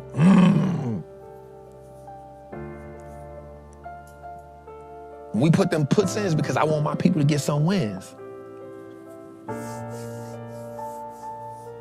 And shout out to everybody in my Trappers Anonymous community, man. This Sunday, man, my people in Texas, they did a Texas meetup. They rented a house.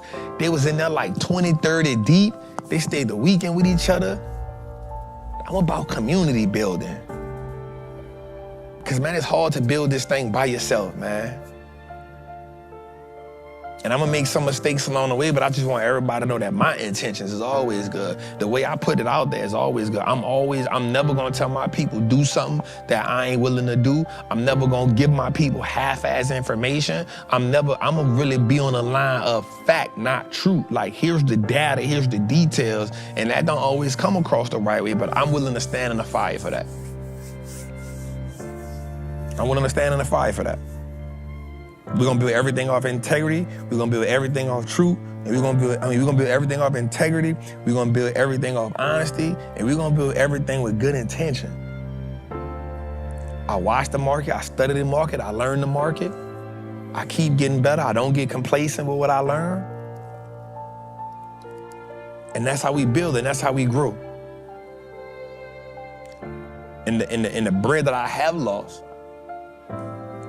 the game has given me 10 times more. And so I'm gonna tell you that, the money that you have lost, it's a down payment on where you gotta go at. So don't let nobody discourage you. But don't let the market pressure you. Don't let the idea that you lost some bread pressure you. Let's take a step back. Let's take a deep breath. And let's get back in the game. Let's do it as a team. Let's do it as a collective. Let's do it as a family. So whether you're in Trappers Anonymous or whether you're on my Patreon, we do it as a family. I don't come in there as the superior. I don't come in there as I come in there as, yo, we family. Somebody say something and I'm wrong, hey, man, you know what? You're right. I wasn't even looking at it like that. We family.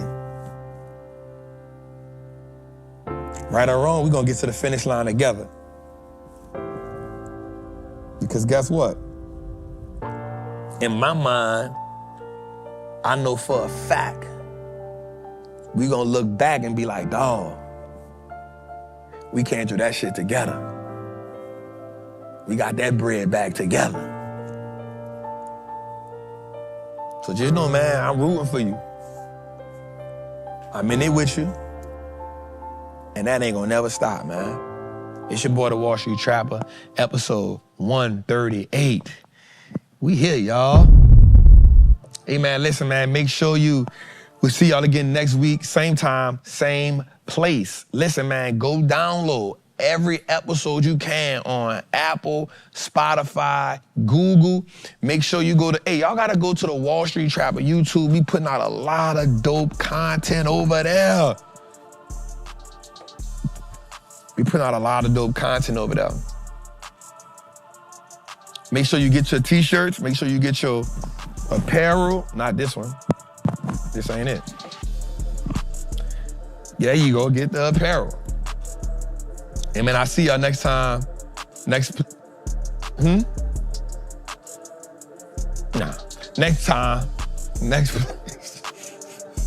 I see y'all, man. I love y'all. I'm out.